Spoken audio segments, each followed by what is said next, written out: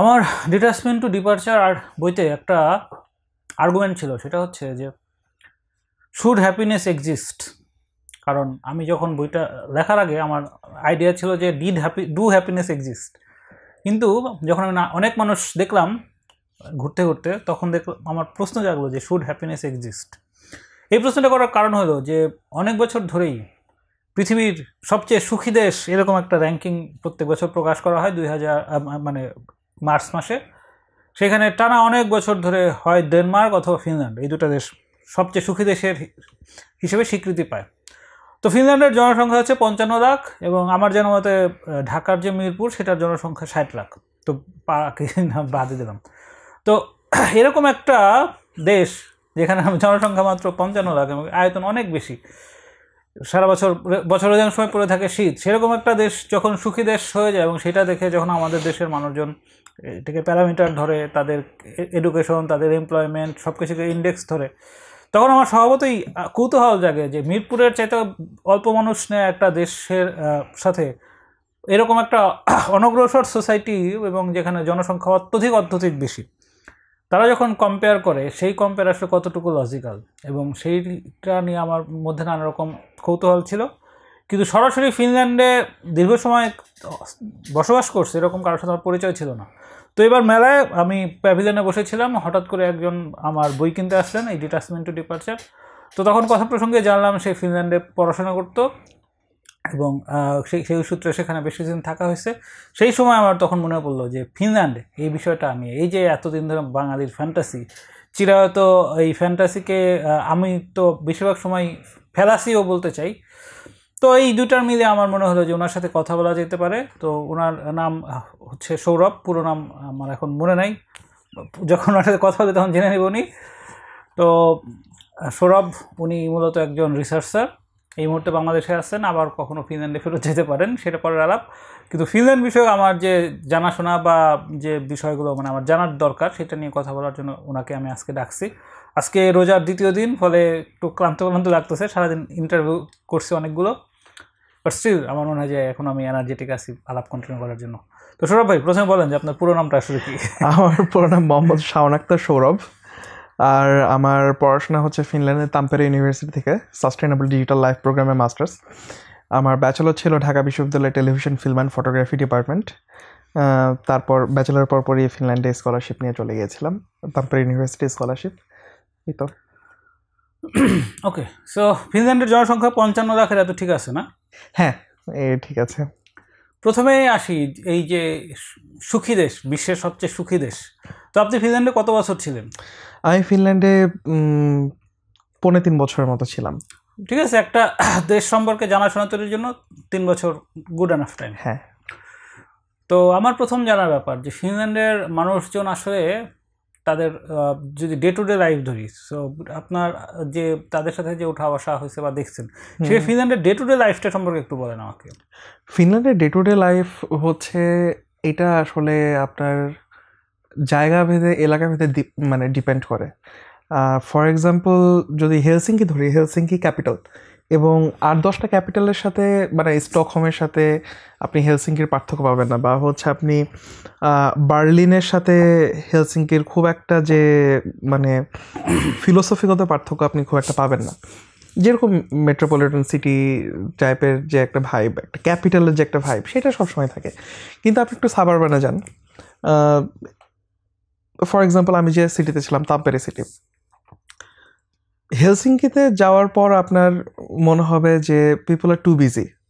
সকালবেলা তাদের রুটিন শুরু হয়, এবং হচ্ছে আপনার তারা চাকরিতে যায়, তারা ব্যবসায় যায়, অফিসে যায়, দোকানে যায়, সব কিছু খুব ভাইবিং। কিন্তু আপনার মনে হবে যে মানে এভরিবডি ইজ ইন আ হারি। মানে আপনি রাস্তায় হাঁটতে শুরু করলে, ঢাকা শহরে বলেন বা কথা আপনি যদি বাজার করতে যান গাউসিয়া মার্কেটে ধরেন, যে আপনি দেখবেন যে আপনার হাঁটার গতি বা আপনার মধ্যে যে টেনশন একটু বেড়ে গেছে। আমার কাছে একটা ফিল হয়, আপনি দেখবেন যাই না।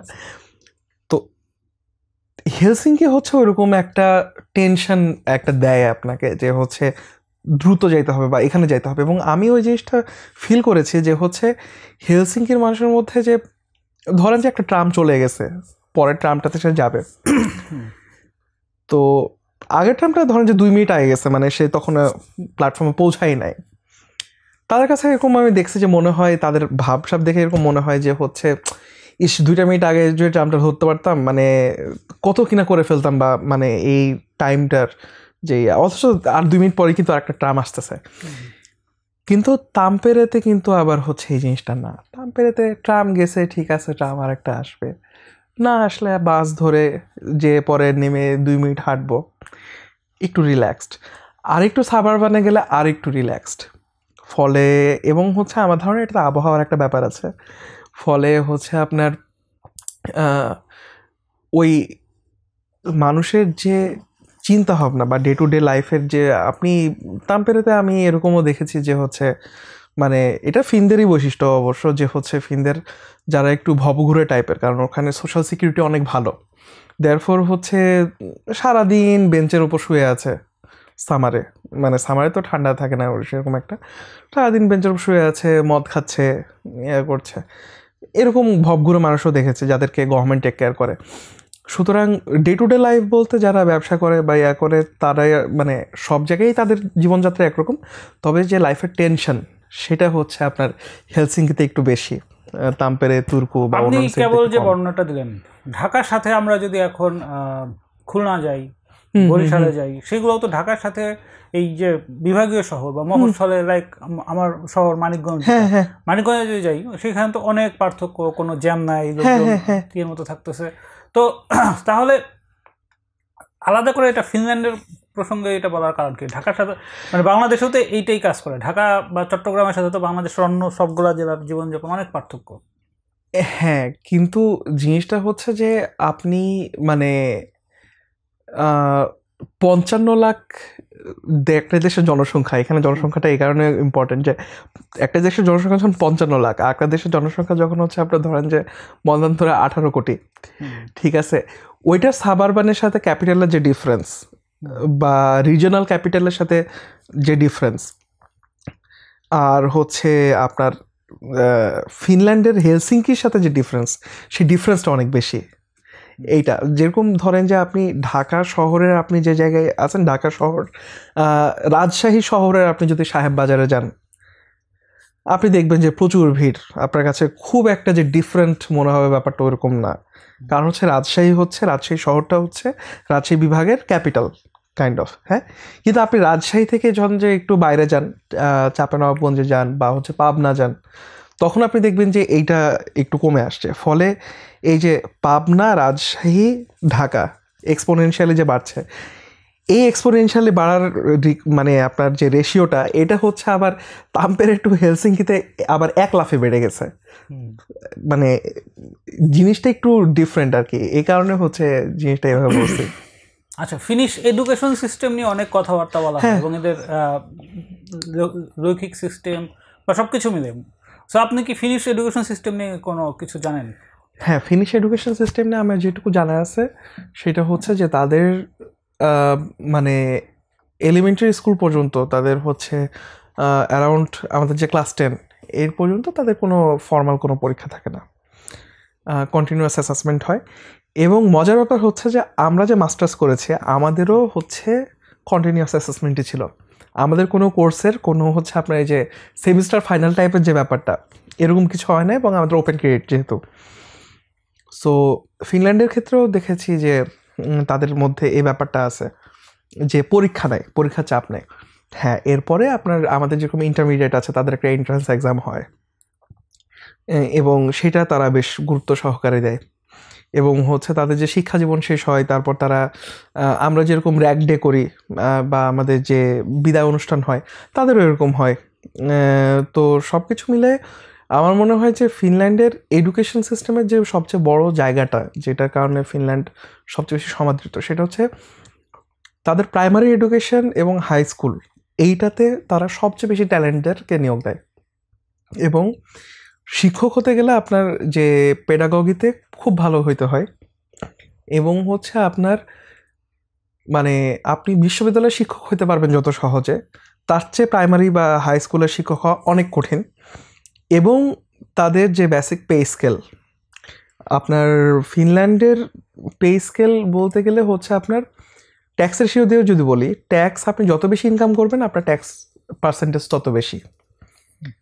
ফলে দেখা যাচ্ছে যে ট্যাক্স দেওয়ার পর মোটামুটি সবাই একই রকম একটা ইনকাম করে।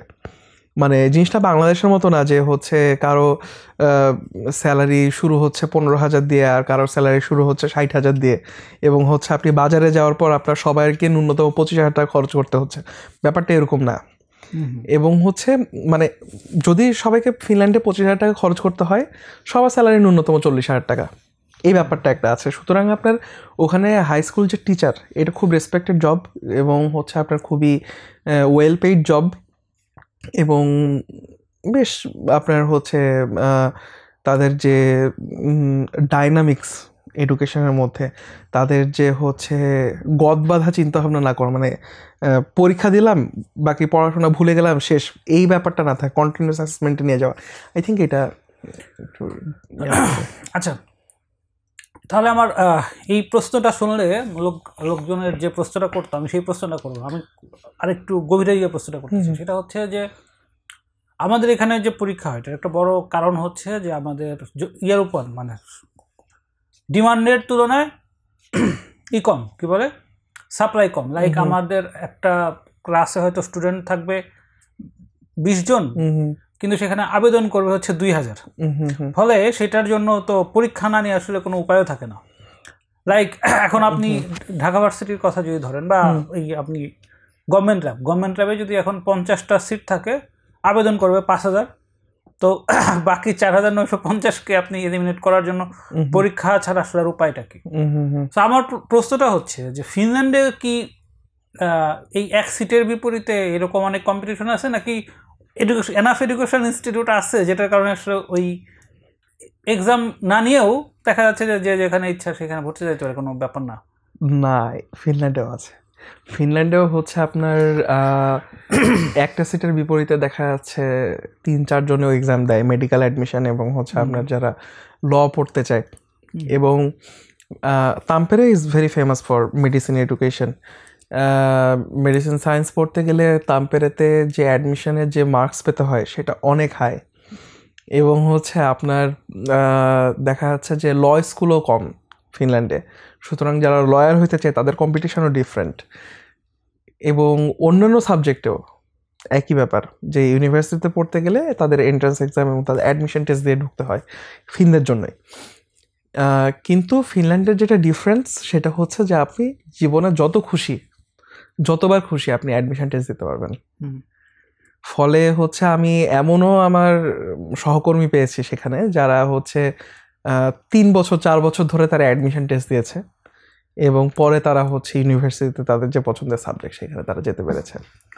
আমার প্রশ্নটা তো সেখানেই, যে যদি এরকম হয়, মানে কি বলে, এরকম যদি 1,000, 2,000, 5,000 লোক যদি এরকম হয়ে যায় যে অনেকবার করে পরীক্ষা দিবে, সেই পুরান ইনস্টিটিউট কি ওদের আছে, নাকি আসলে ওদের যেহেতু মানুষই কম ফলে ওই লাক্সারিটা ওরা অ্যাফোর্ড করতে পারে? ওই লাক্সারিটা ওদের অ্যাফোর্ড করার জন্য আরও ইনস্টিটিউশন আছে তো। মানে ওখানে ওই যে বললাম যে আপনার পেমেন্টের যখন ব্যালেন্স থাকবে তখন আপনি আসলে মানে খুব যারা আগ্রহী তারা ছাড়া ইউনিভার্সিটিতে পড়ার জন্য খুব একটা মানুষ আবেদন করে না। তারা ভোকেশনাল স্কুলে যায়, তারা টেকনিক্যাল স্কুলে যায়, এবং সেখান থেকে তারা ধরেন যে পড়াশোনা করেও তারা বেশ ভালো আর্ন করে। সুতরাং এখানে আপনার মানে জিনিসটা হচ্ছে আপনার একটা সিস্টেম যখন আপনাকে নিশ্চয়তা দেয় যে আপনি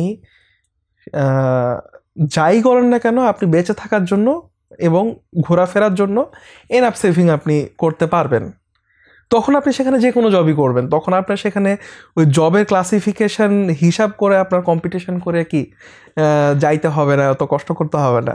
সুতরাং ওদের ওই সিস্টেমটা ডেভেলপ করেছে যেখানে আপনি হচ্ছে আসলে পেমেন্টটা যদি ভালো থাকে আপনি সব জবই করবেন। আপনি তো হায়ার এডুকেশনের কথা বলতেছেন, আমি বলতেছি যে এলিমেন্টারি স্কুল যেগুলো লাইক এই নিম্ন মাধ্যমিক বা না না না না ওটাতে এনাফ সিট আছে। এবং হচ্ছে আপনার মজার ব্যাপার হচ্ছে যে তাদের কোনো স্কুলে কম্পিটিশন করতে হয় না, কারণ তাদের হচ্ছে আপনার সিস্টেমটা হচ্ছে যে এলাকায় বাসা সে সেই এলাকার স্কুলে পড়বে। ফলে হচ্ছে ধরেন যে গভর্নমেন্ট ল্যাবরেটরি স্কুলে পড়ার জন্য আপনি হচ্ছে কি বলে উত্তরা থেকে এসে ক্লাস করে যাবেন, ব্যাপারটা ওইটা না।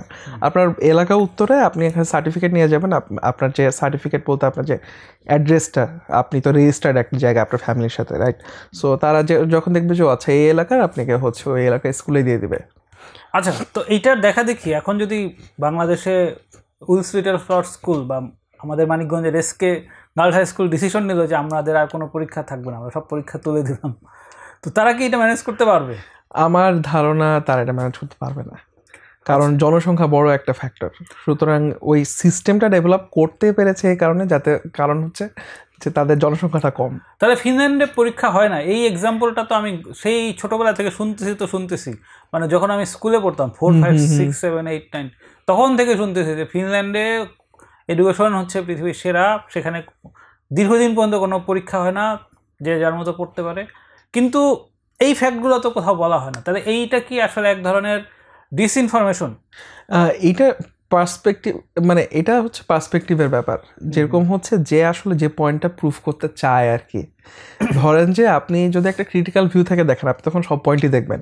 কিন্তু আপনি যদি মানে আসলে বাংলাদেশের শিক্ষা ব্যবস্থার সমালোচনা করতে চান, বা যদি আসলে আপনি ফিনল্যান্ডের শিক্ষা ব্যবস্থাকে আপনি যদি ফ্যাসিনেটেড থাকেন এটা নিয়ে, আপনি যদি সেটাকে একটু হাই র্যাঙ্ক দিতে চান, আপনি তখন সেই পার্সপেক্টিভগুলাই বলবেন।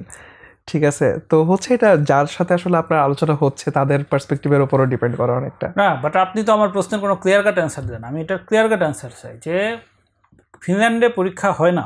হ্যাঁ, এই স্টেটমেন্টটাকে, এই যে আমি যে এত লাস্ট আমি 7-8 পড়তাম, কত সালে, 99, মানে লাস্ট 25-26 বছর ধরে আমি শুনতেছি যে এদের কোনো পরীক্ষা হয় না। কিন্তু সেইটার সাথে এই যে তাদের এডুকেশন ইনস্টিটিউট বিপরীত আমাদের যে এটা যে কখনো বলা হয় না, এই কম্পারেটিভ চিত্র যে বলা হয় না, এটাকে আমি কেন ডিসইনফরমেশন বলবো না? এটাকে মানে ডিসইনফরমেশন এর ব্যাপারটা, ডিসইনফরমেশন এক অর্থে হয়তো বলা যায়, কিন্তু আপনার জিনিসটা হচ্ছে যে এটা আপনি ফিনল্যান্ডের সাথে আপনার তো বাংলাদেশের তুলনা করলে তো হবে না, কারণ হচ্ছে ওখানকার সিস্টেম এবং আমাদের সিস্টেম কিন্তু এই সংক্রান্ত তুলনা তো আপনি দেখছেন বোধহয়, দেখেন নাই?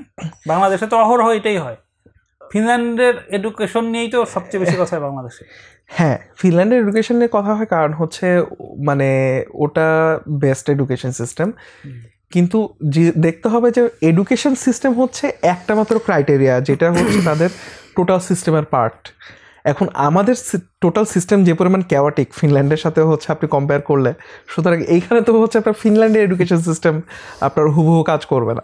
এখানে হয়তো বাংলাদেশেও হচ্ছে আপনার, যেরকম ফর এক্সাম্পল বাংলাদেশে যে হচ্ছে আপনার লাস্ট যে ইমপ্লিমেন্টেশনটা নেওয়া হলো, যেটা বাতিল করা হলো, এবং হচ্ছে আপনার যে ফিনল্যান্ডের আদলে করা হচ্ছিল, বলা হলো যে ক্লাস 8 পর্যন্ত কোনো পরীক্ষা থাকবে না বা এরকম একটা ব্যাপার, এবং কারিকুলামও ওভাবে চেঞ্জ করা হলো।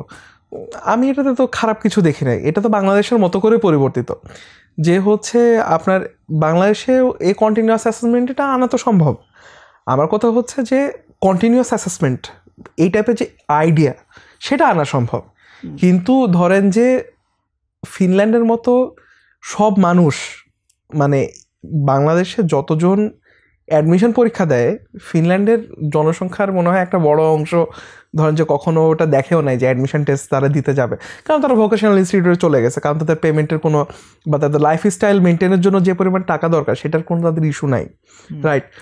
সো আপনি যখন দেখতেছেন যে বাংলাদেশে এরকম একটা কম্পিটিশান আছে যে আমার ইউনিভার্সিটিতে না পড়লে আমি একটা 20,000 টাকারও চাকরি পাবো না, তখন তো আপনার এই সিস্টেম খাটবে না। সুতরাং আপনার মানে সব কিছু মিলায় আর কি, এই ক্যাওয়াটিক সিস্টেমের মধ্যে আপনি শুধু ফিনল্যান্ডেরটা কপি পেস্ট করে বসাই দিলে হবে না। আপনি ওখান থেকে আইডিয়া নিতে পারেন যে ফিনল্যান্ডে আসলে কি চিন্তা করে বা কিভাবে তারা অ্যাসেসমেন্টগুলো করে, এবং সেইভাবে আমাদের এখানে করা যায় কিনা, কিন্তু আপনার হুবহু বসাই দিলে এটা হবে। আচ্ছা, ইউরোপের মোরালেস বেশিরভাগ দেশেই জনসংখ্যা অনেক কম, সো মানে কোটির উপরে জনসংখ্যা এরকম দেশই খুব কম আছে। এর মধ্যে থেকে ফিনল্যান্ড এবং ডেনমার্ক এরা এত মানে গুরুত্বপূর্ণ কি কারণে, মানে এটার পেছনে কি কোনো জিও লোকেশন কোনো ব্যাপার, নাকি জিও পলিটিক্সে এটা খুব ইম্পর্টেন্ট? মানে ফিনল্যান্ড বা ডেনমার্কের এই এত আলোচনা থাকার প্রেক্ষাপটটা কি আসলে?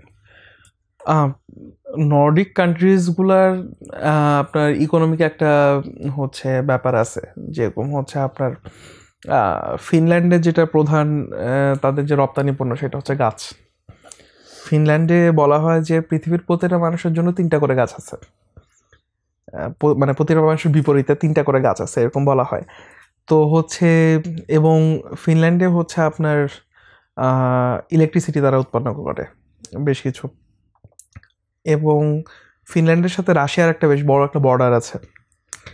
আর মানে টোটাল যে স্ক্যান্ডিনেভিয়া তো হচ্ছে আপনার তারা অর্থনৈতিকভাবে এবং জীবনযাত্রার মান, ধরেন যে সোশ্যাল সিকিউরিটি কি জার্মানিতে নাই, জার্মানিতেও আছে সোশ্যাল সিকিউরিটি, কিন্তু ট্যাক্সেশনও ফিনল্যান্ডে অনেক হাই এবং হচ্ছে সোশ্যাল সিকিউরিটির যে রেশিও সেটাও কি অনেক হাই।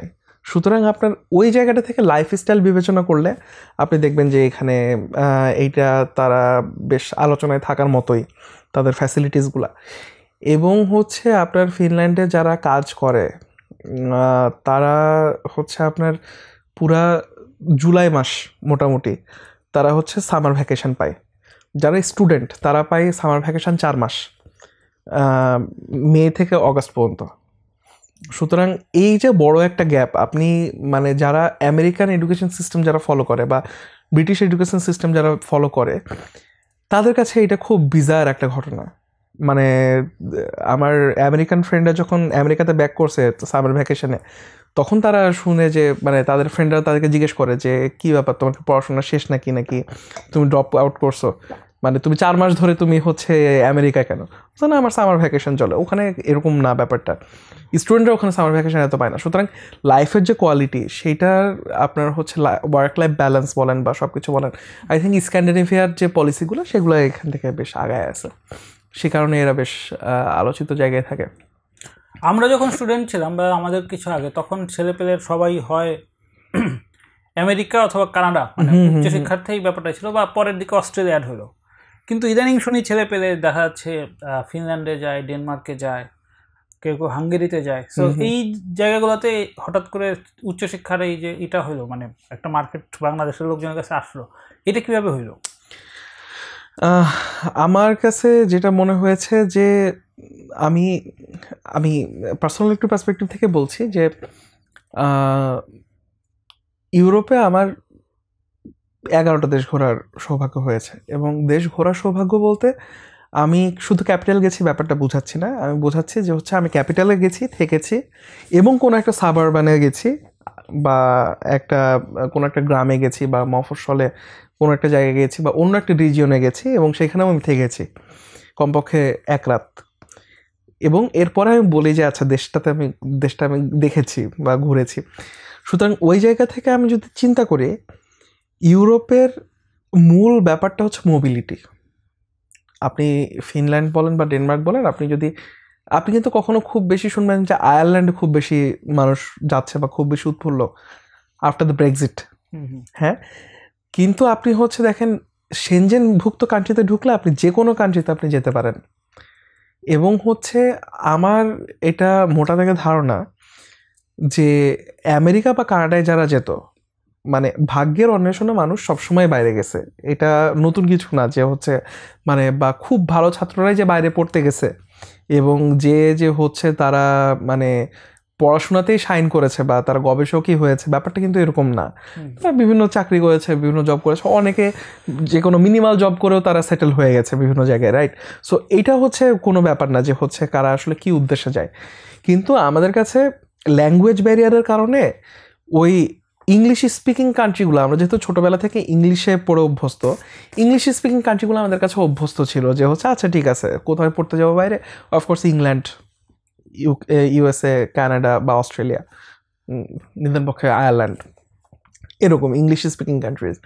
কিন্তু হচ্ছে আপনার দিন যত যাচ্ছে তত আরও মানুষ বুঝতে পারছে যে না, ভাষা আসলে মানে ইনিশিয়ালি এত গুরুত্বপূর্ণ, খুব ঝামেলার কিছু না, ওখানে যেও ভাষাটা শেখা যায়। সো আমি যে কোনো দেশেই যেতে পারি।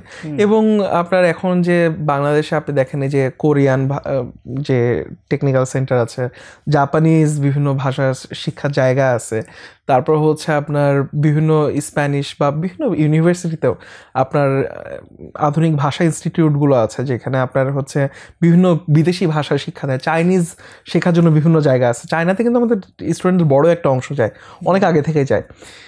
দেয়ারফর আমার মনে হয় যে ভাষার যে ব্যারিয়ারটা, এটা একটু কমেছে, মানে ভাষার ব্যারিয়ার যে ইনফরমেশন, এটা একটু কমেছে। সে কারণে এখানে একটা ফ্লো বেড়েছে। এক, দুই হচ্ছে এখানে ইউরোপের যে ইনস্টিটিউশনগুলো আগে থেকেই হচ্ছে আপনার যে বেশ ভালো ভালো কিছু জায়গায় আছে, র্যাঙ্কিংয়ে ভালো আছে। সুতরাং এই জায়গাতে পড়তে গেলে ইংলিশেই পড়াশোনা করতে হয় এই জায়গাগুলোতে, ফলে ওয়ার্কিং ল্যাঙ্গুয়েজ ইংলিশ। সুতরাং তখন মানুষের এই চেনা জানাতেও বেড়েছে যে হচ্ছে না। এবং হচ্ছে ওয়ার্ক লাইফ ব্যালেন্স, মানে বাংলাদেশের ঢাকা শহরে আপনার ট্রাফিক জ্যামের জন্য প্রতিদিন যদি আপনার কমপক্ষে 2 ঘন্টা ধরে রাখতে হয় রাস্তায়, মানে সেখানে আপনি দেখা যাচ্ছে ফিনল্যান্ডে আপনার ধরে রাখতে হবে মানে ট্রাফিক জ্যামের জন্য, ট্রাফিক জ্যাম হইলেও 20 মিনিট অতিরিক্ত, আপনার রুটের অতিরিক্ত 20 মিনিট। সুতরাং মানে এটা একটা লাইফে ড্রাস্টিক্যাল একটা চেঞ্জ আনে। সুতরাং ওয়ার্ক লাইফ ব্যালেন্স বলেন বা মানুষের কাছে যখন এই ইনফরমেশনগুলো পৌঁছাইছে, আমার ধারণা তখন এই ইউরোপে একটু ফ্লোটা বেড়েছে। ফিনল্যান্ড তো মানে ইংলিশ স্পোকেন না, ইংলিশ স্পোকেন। ফিনল্যান্ডে প্রধান ভাষা 2টা, তার রাষ্ট্রভাষা 2টা, একটা হচ্ছে ফিনিশ, একটা হচ্ছে সুইডিশ। তবে ফিনল্যান্ডের মোটামুটি সবাই ইংরেজি বলে। তো আপনি সার্ভাইভ করছেন কীভাবে? আমি ফিনল্যান্ডে ফিনিশ রেড ক্রসে কাজ করতাম, ডক্টরস উইদাউট বর্ডার্সে কাজ করেছি, এবং হচ্ছে ফিন চার্চ এইডে কাজ করেছি, এবং 3টা কাজই ছিল হচ্ছে ফান্ডরেজার হিসেবে। ফেস টু ফেস ফান্ডরেজিংটা কীরকম? ফেস টু ফেস ফান্ডরেজিংয়ে আমি আপনার সাথে দেখা যাচ্ছে কথা, মানে রাস্তায় আমি দাঁড়ায় আছি, আপনি পার হচ্ছেন, আমি আপনাকে দাঁড় করে আমি বলবো যে হচ্ছে দেখো ইউক্রেনে এরকম অবস্থা হচ্ছে, তো তোমার কি মনে হয় যে আমাদের আসলে কি করা উচিত এ ব্যাপারে। তারপর আপনার সাথে একটা কনভারসেশন হলো, তারপর দেখো আমরা এভাবে তো সাহায্য করছি রেড ক্রস থেকে বা ফিন চার্চ এইড থেকে, সো হচ্ছে তুমি কি আমাদেরকে মান্থলি কিছু ডোনেট করতে পারো কিনা, প্রতি মাসে বেশি না, 5 ইউরো বা 10 ইউরো। এবং আমি এখনও ডোনেট করি, আমি 2টা অর্গানাইজেশনে এখনও ডোনেট করি, ফিনিশ চার্চ এইডে এবং হচ্ছে ফিনিশ ডক্টরস উইদাউট বর্ডার্সে আমি ডোনেট করি। সো আমি এখানে জব করতাম এবং আমার কনভারসেশন পুরোটা ইংলিশে ছিল। নিদেন পক্ষে যারা একদমই ইংরেজি পারে না, মানে একদম বৃদ্ধ যারা, ডোর টু ডোর ফান্ডরেজিংয়ে যখন যেতাম তখন এরকমও কাপল দেখেছি যে হচ্ছে আপনার 80+ ইয়ার্স ওল্ড, তারা হচ্ছে ইংরেজি খুব একটা ভালো পারে না, কিন্তু তারা হচ্ছে শুনতে চায় বা তারা আগ্রহী। এবং আমাদের ডকুমেন্ট যেগুলো ছিল সেগুলো ছিল আবার হচ্ছে ফিনিশে। তখন হচ্ছে আপনার হয়তো টুকটাক যে ফিনিশে একটু বুঝিয়ে বলার, যেটা আমরা একটু স্ক্রিপ্টেড মুখস্থ করতাম বা হচ্ছে আমরা বোঝার চেষ্টা করতাম। আর আমাদের মাস্টার্স করতে যাওয়ার পর আমাদের ফিনিশ A1 A2 পর্যন্ত হচ্ছে আপনার করানো হয়েছিল, সুতরাং ওইটুকু স্কিল ছিল। তো সব মিলে আমার কাছে মনে হয়েছে যে ফিনল্যান্ডের মানুষজন ইংরেজি বলে এবং বোঝে। এবং আর একটা বড় একটা পার্থক্য, ইউরোপের অন্যান্য দেশ, অনেক বড় বড় দেশ, জার্মানি, আমি জার্মানিতে গেছি, জার্মানিতে যাওয়ার পর সিনেমা হলে গেছি, সিনেমা শুরু হচ্ছে মানে আপনার জার্মান ল্যাঙ্গুয়েজে। আমি তো চমকাই গেছি, কী ব্যাপার, হলিউডের সিনেমা দেখতে আসছি, মানে ইংলিশ ফিল্ম, মানে কেন? তো প্রত্যেকটা সিনেমা ডাবড, এবং তাদের ওয়েবসাইটে এটাই নর্মাল। রাদার যে সিনেমা ডাবড না সেটার পাশে ওভি লেখা থাকে, যে অরিজিনাল ভার্সন। ফিনল্যান্ডে এরকম কোনো কিছু আমি ফেস করি নাই। ফিনল্যান্ডে মানে যে কারণে আমি ধাক্কা খেয়েছি জার্মানি বা অন্যান্য জায়গায় যে সিনেমা হলে, যে ফিনল্যান্ডে প্রত্যেকটা সিনেমা অরিজিনাল ভার্সন হলিউডে যেগুলো আসে, এবং সেটা সাবটাইটেল হচ্ছে আপনার যে ফিনিশ এবং সুইডিশ দুইটাই থাকে। দেয়ারফর মানুষ ইংরেজি বলে, বোঝে, এবং হচ্ছে আপনার তারা বেশ এটাতে মানে স্বচ্ছন্দ আর কি, আমাদের যারা জেনারেশন। আচ্ছা, আমেরিকা, কানাডা বা ইংল্যান্ডে আমার বন্ধু বান্ধব বা পরিচিত যারা থাকে তাদের কাছে একটা কমন পাওয়া যায়, সেটা হচ্ছে মানে স্কিন কালার, মানে ব্রাউন কালার ভার্সেস হচ্ছে ডার্ক কালারের যে বিষয়টা। সো আপনি তো নিশ্চিতভাবেই ব্রাউন কালার, মানে ডার্কই করছেন। তো সেক্ষেত্রে এই রেসিজমের যে বিষয়টা বা এইটা আসলে ফিনল্যান্ডের ক্ষেত্রে কতটুকু আপনি ফেস করছেন? ফিনল্যান্ডের ক্ষেত্রে ফেস করেছে বলতে আমার ধারণা এই যে পার্থক্যগুলা, রেসিজম বলেন বা অন্য যে কোনো ধরনের বৈষম্য বলেন, এইটা আসলে ইউরোপের ক্ষেত্রে ভাষার উপর ডিপেন্ড করে। মানে the very moment you speak English you are otherized, যে আচ্ছা ও তো আদার, ও তো অন্য কেউ, তখনই আদারাইজেশনটা শুরু হয়। আপনার স্কিন কালার যাই হোক, আপনি যে ফিনিশে কথা বলেন আপনি তাদের একজন, আর কিচ্ছু না। আমার কাছে এটা পার্সোনালি মনে হয়েছে, এবং আমার ধারণা জার্মানিতেও তাই। কারণ হচ্ছে ইউরোপের যে স্ট্রাকচার, তাদের মধ্যে এত মোবিলিটি বেশি, এবং হচ্ছে এত ধরনের মানুষ এসে সেখানে মিশেছে যে তাদের আসলে গায়ের কালারের উপর রেসিজম করার জায়গাটা নাই। ফলে তাদের এটা হয়েছে ভাষা ভিত্তিক। ফলে আপনি যে ভাষা বলবেন আপনি সেই ভাষাভাষী মানুষজন, সুতরাং তারা আপনাকে সেইভাবে তখন ট্রিট করবে।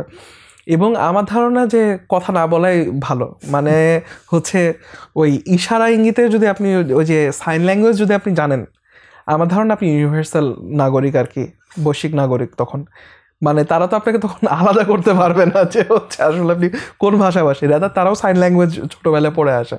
সুতরাং হচ্ছে আমার ধারণা যে তাদের এই বৈষম্যগুলো হচ্ছে ল্যাঙ্গুয়েজ ভিত্তিক। আচ্ছা, আপনি তো শুরুতেই ফিনিশ নিশ্চয়ই পারতেন না, তো তাহলে আপনার তো ইংলিশে দীর্ঘদিন পর্যন্ত মনে হয় কথা চালাইতে হয়েছে, তো তখন কিভাবে হয়েছিল? আসলে আমার জার্নিটা একটু ডিফারেন্ট। সেটা হচ্ছে যে আমরা 2021 সেপ্টেম্বরে আমার ক্লাস শুরু হয় অনলাইনে, কারণ হচ্ছে প্যান্ডেমিক ব্যাচ আমরা। সুতরাং আমি ফিনল্যান্ডে ফ্লাই করি হচ্ছে 2022 মার্চে। তো এর মধ্যে ফিনিশ ক্লাস আমি করে ফেলছি একটা, এবং হচ্ছে আপনার টুকটাক আইডিয়া ছিল, কিন্তু ওটাও এনাফ না কনভারসেশনের জন্য, ওটা যথেষ্ট না কোনোভাবেই।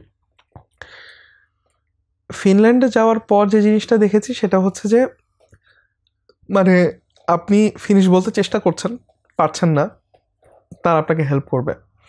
কিন্তু আপনি যে সরাসরি যদি ইংলিশে বলেন বা ইয়া করেন, হয়তো কেউ আপনার সাথে কথা নাও বলতে পারে, এই একটা ব্যাপার কাজ করে। কিন্তু তারা আসলে মানে সারভাইভালের ক্ষেত্রে হচ্ছে আপনার যে খুব একটা ফিনিশ লাগবে ব্যাপারটা ওরকমও না, কারণ হচ্ছে মোটামুটি অটোমেটেড সব কিছু। এবং আপনি হচ্ছে যে মানে আপনার ব্যাংক কার্ড যেটা, আপনি ব্যাংকে গেলেও আপনি হচ্ছে ইংলিশে সার্ভিস পাবেন, এবং ব্যাংক অ্যাকাউন্ট খোলার পর আপনাকে কার্ড দিয়ে দিবে, আপনি পেমেন্ট করবেন। আপনি পেমেন্টেও আপনি ওখানে 5টা ভাষা অপশন থাকে, ফিনিশ, সুইডিশ, এস্তোনিয়ান, রাশিয়ান আর ইংলিশ, 5টা ভাষায় ট্রান্সলেট করা যায় ওই মেশিনে। তারপর আপনি জাস্ট যে ইংলিশে প্রেস করলে আপনি হচ্ছে পেমেন্টের সব কিছু করতে পারতেছেন। সুতরাং আপনি কেনাকাটা এবং ইয়ার বাদে, এবং ডক্টররা তো ডেফিনেটলি হাই স্কিল্ড, সুতরাং তারা তো হচ্ছে আপনার ইংরেজি বুঝেই হসপিটালগুলোতে। সুতরাং আমার ধারণা যে মানে ইট ওয়াজ ওকে ফর মি শুরুতে যাওয়ার পর। কিন্তু আপনি ফিনল্যান্ড বাছাই কীভাবে করছেন দেশে থেকে? এইটা একটা মজার একটা কোশ্চেন ভাই। আমি আসলে ফিনল্যান্ড বাছাই করি নাই। আমি মানে প্যান্ডেমিক 2019 আমাদের ব্যাচেলর শেষ হওয়ার কথা, তো 2019 এক্সাম শেষ, 20 ফেব্রুয়ারিতে আমরা থিসিস মানে আমাদের যে ডকুমেন্টারি প্রোডাকশন সেটা ডিফেন্স ছিল, সেটা ডিফেন্স দিলাম। দেওয়ার পর হচ্ছে আমাদের কি বলে প্যান্ডেমিকটা আসলো। তো তখন আমি ভাবতেছিলাম যে ব্যাচেলরের পর I will take a break, আমি টাহাড়ে চলে যাব 2-3 মাসের জন্য, পাহাড়িদের সাথে থাকবো, একটু চিন্তা ভাবনা করব নিজের মতো করে, তারপর আমি ব্যাক এসে আমি চিন্তা করব যে আমি আসলে কি করতে চাই। তো ওই চিন্তার জায়গাটা আমি প্যান্ডেমিকের মধ্যে পেয়েছিলাম, এবং এরপর আমি চিন্তা করছি না আমি গবেষণা করব, আমি হায়ার স্টাডিজে যাব বাইরে। তো এরপর IELTS দেওয়া, এবং এরপরে আমি হচ্ছে নরওয়ে, এরাসমুস মুন্ডুস স্কলারশিপ, এবং হচ্ছে ফিনল্যান্ড। এইটার এরাসমুস মুন্ডুসের 3টা, নরওয়ের 3টা, 6টা, ফিনল্যান্ডের 2টা, টোটাল 8টা ইনস্টিটিউশনে আমি অ্যাপ্লাই করি। এবং এই 8টার মধ্যে আমার এরাসমুস মুন্ডুসের একটা সেলফ ফান্ডেড অফার ছিল, বাকি 2টা থেকে রিজেক্টেড। নরওয়ের একটাতে ওয়েটিংয়ে ছিলাম বেশ উপরের দিকে, বাকি 2টা থেকে রিজেক্টেড। আর ফিনল্যান্ডে হচ্ছে আপনার হেলসিঙ্কি ইউনিভার্সিটিতে ওয়েটিংয়ে ছিলাম, আর তাম্পেরে ইউনিভার্সিটিতে ফুল স্কলারশিপ সহ এসেছিল। সো আমি এইখানে গেছি। আমি বেসিক্যালি যেটা চুজ করছি প্রোগ্রাম, আমি প্রোগ্রাম দেখে দেখে অ্যাপ্লাই করেছি, এবং সেটা নরওয়েতেও ছিল, এরাসমাসেও ছিল, ফিনল্যান্ডেও ছিল। ফিনল্যান্ড স্কলারশিপ দিয়েছে দেখে এখানে গেছে, কারণ হচ্ছে স্কলারশিপ ছাড়া আমি পড়তেও পারতাম না। ইনফ্যাক্ট মানে আমাদের টিউশন ফি ছিল হচ্ছে 2 বছরের জন্য 24,000 ইউরো, যেটা বাংলাদেশি টাকায় অলমোস্ট 27-28 লাখ টাকার মতো হবে হয়তো বর্তমানে। অনেক এটা, মানে আমি এটা মাস্টার্সের জন্য আমি এটা কখনোই কি ইনভেস্ট করবো না। সুতরাং হচ্ছে স্কলারশিপ যেহেতু ছিল সেহেতু আমি ওখানে গেছিলাম। আচ্ছা, এবার যদি লিভিং স্ট্যান্ডার্ডের কথা বলি, যে আপনি বলতেছিলেন যে ট্যাক্স কাটার পরে সবার বেতন প্রায় কাছাকাছি থাকে, তো সেখানে কি অনেক ট্যাক্স? হ্যাঁ, সেখানে অনেক ট্যাক্স। সেখানে অনেক ট্যাক্স বলতে আপনি ধরেন যে বছরে আপনি যদি 30,000 ইউরো ইনকাম করেন, আপনার ইনকাম ট্যাক্স যাবে 10%। 3,000 এর মতো, হ্যাঁ, ঠিক আছে। এবং হচ্ছে মানে আরেকটা মজার ফ্যাক্ট বলি, সেটা হচ্ছে যে ফিনল্যান্ডের না, এটা সেদিন একটা কোথায় যেন পড়লাম যে যদি আপনি পৃথিবীর টপ 1% আর্নার হইতে চান, টপ 1% আর্নারের মধ্যে আপনি যদি থাকতে চান, আপনার আসলে কত টাকা ইনকাম করতে হবে ইয়ারলি? উত্তর হচ্ছে $32,000।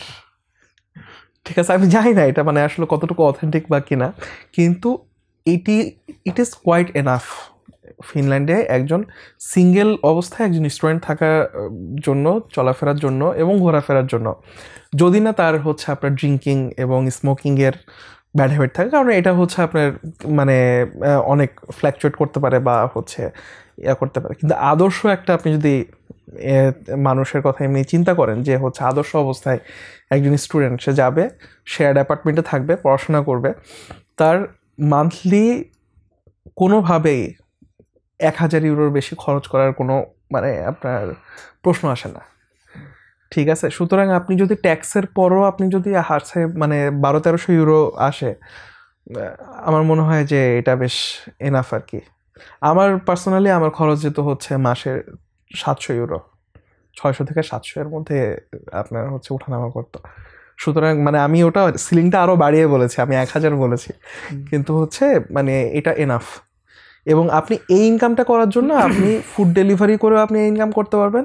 এবং হচ্ছে আপনি 30 ঘন্টা যে ওয়ার্ক পারমিট থাকে, এখন বোধহয় এটা কমিয়ে 20 ঘন্টা করা হচ্ছে। আমার ধারণা ওয়ার্ক পারমিট অনুযায়ী আপনি লিভিং স্ট্যান্ডার্ডটা আপনি মেনটেন করতে পারবেন, যেটা ভদ্রস্থভাবে আপনি চলতে পারবেন আর কি। আচ্ছা, বাংলাদেশিদের নিয়ে তো একটা কমন অভিযোগ হচ্ছে যে তারা যখন যে দেশে যায় সেই দেশেই আত্মগোপন করে। সো আপনি ফিনল্যান্ডে এরকম অবৈধ বাঙালি অভিবাসী কিরকম আছে আপনার চোখে পড়ছে এরকম, নাকি ফিনল্যান্ডে কম? ফিনল্যান্ডে আসলে আপনি অবৈধ খুব একটা থাকতে পারবেন না, কারণ হচ্ছে ফিনল্যান্ডে ক্যাশলেস সোসাইটি। আপনি কোনো জায়গায় ক্যাশে খুব একটা কাজ করতেও পারবেন না, এবং হচ্ছে আপনি কোথাও ক্যাশে পেমেন্টও করতে পারবেন না। আপনি যে বাসের যে আপনি ভাড়া দিবেন সেটা আপনার কার্ডে করতে হবে। সুতরাং এটা খুবই ইলেকট্রনিক্যালি খুবই ট্রেসেবল একটা জিনিস।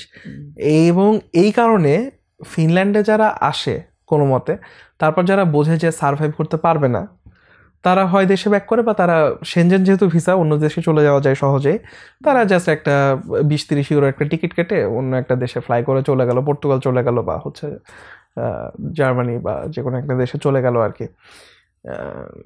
সুতরাং এই ব্যাপারটা আছে যেটা আমরা মাঝে মধ্যে শুনতে পাই। তবে ফিনল্যান্ডে যারা যায় অধিকাংশ ক্ষেত্রে মানে বাংলাদেশি স্টুডেন্টদের একটা রেপুটেশন আছে যে তারা অ্যাটলিস্ট ডিগ্রিটা কমপ্লিট করে, বা তারা অ্যাটলিস্ট পারফরমেন্স ওয়াইজ অ্যাটলিস্ট ইউনিভার্সিটিতে আমি এটা দেখেছি যে হচ্ছে রিসার্চ ইউনিভার্সিটি যেগুলো আছে, মানে আপনার একটা আছে টেকনিক্যাল ইউনিভার্সিটি, একটা রিসার্চ ইউনিভার্সিটি। তো রিসার্চ ইউনিভার্সিটিতে যেগুলো আমি দেখেছি যে মোটামুটি আমাদের রেপুটেশন বেশ ভালো।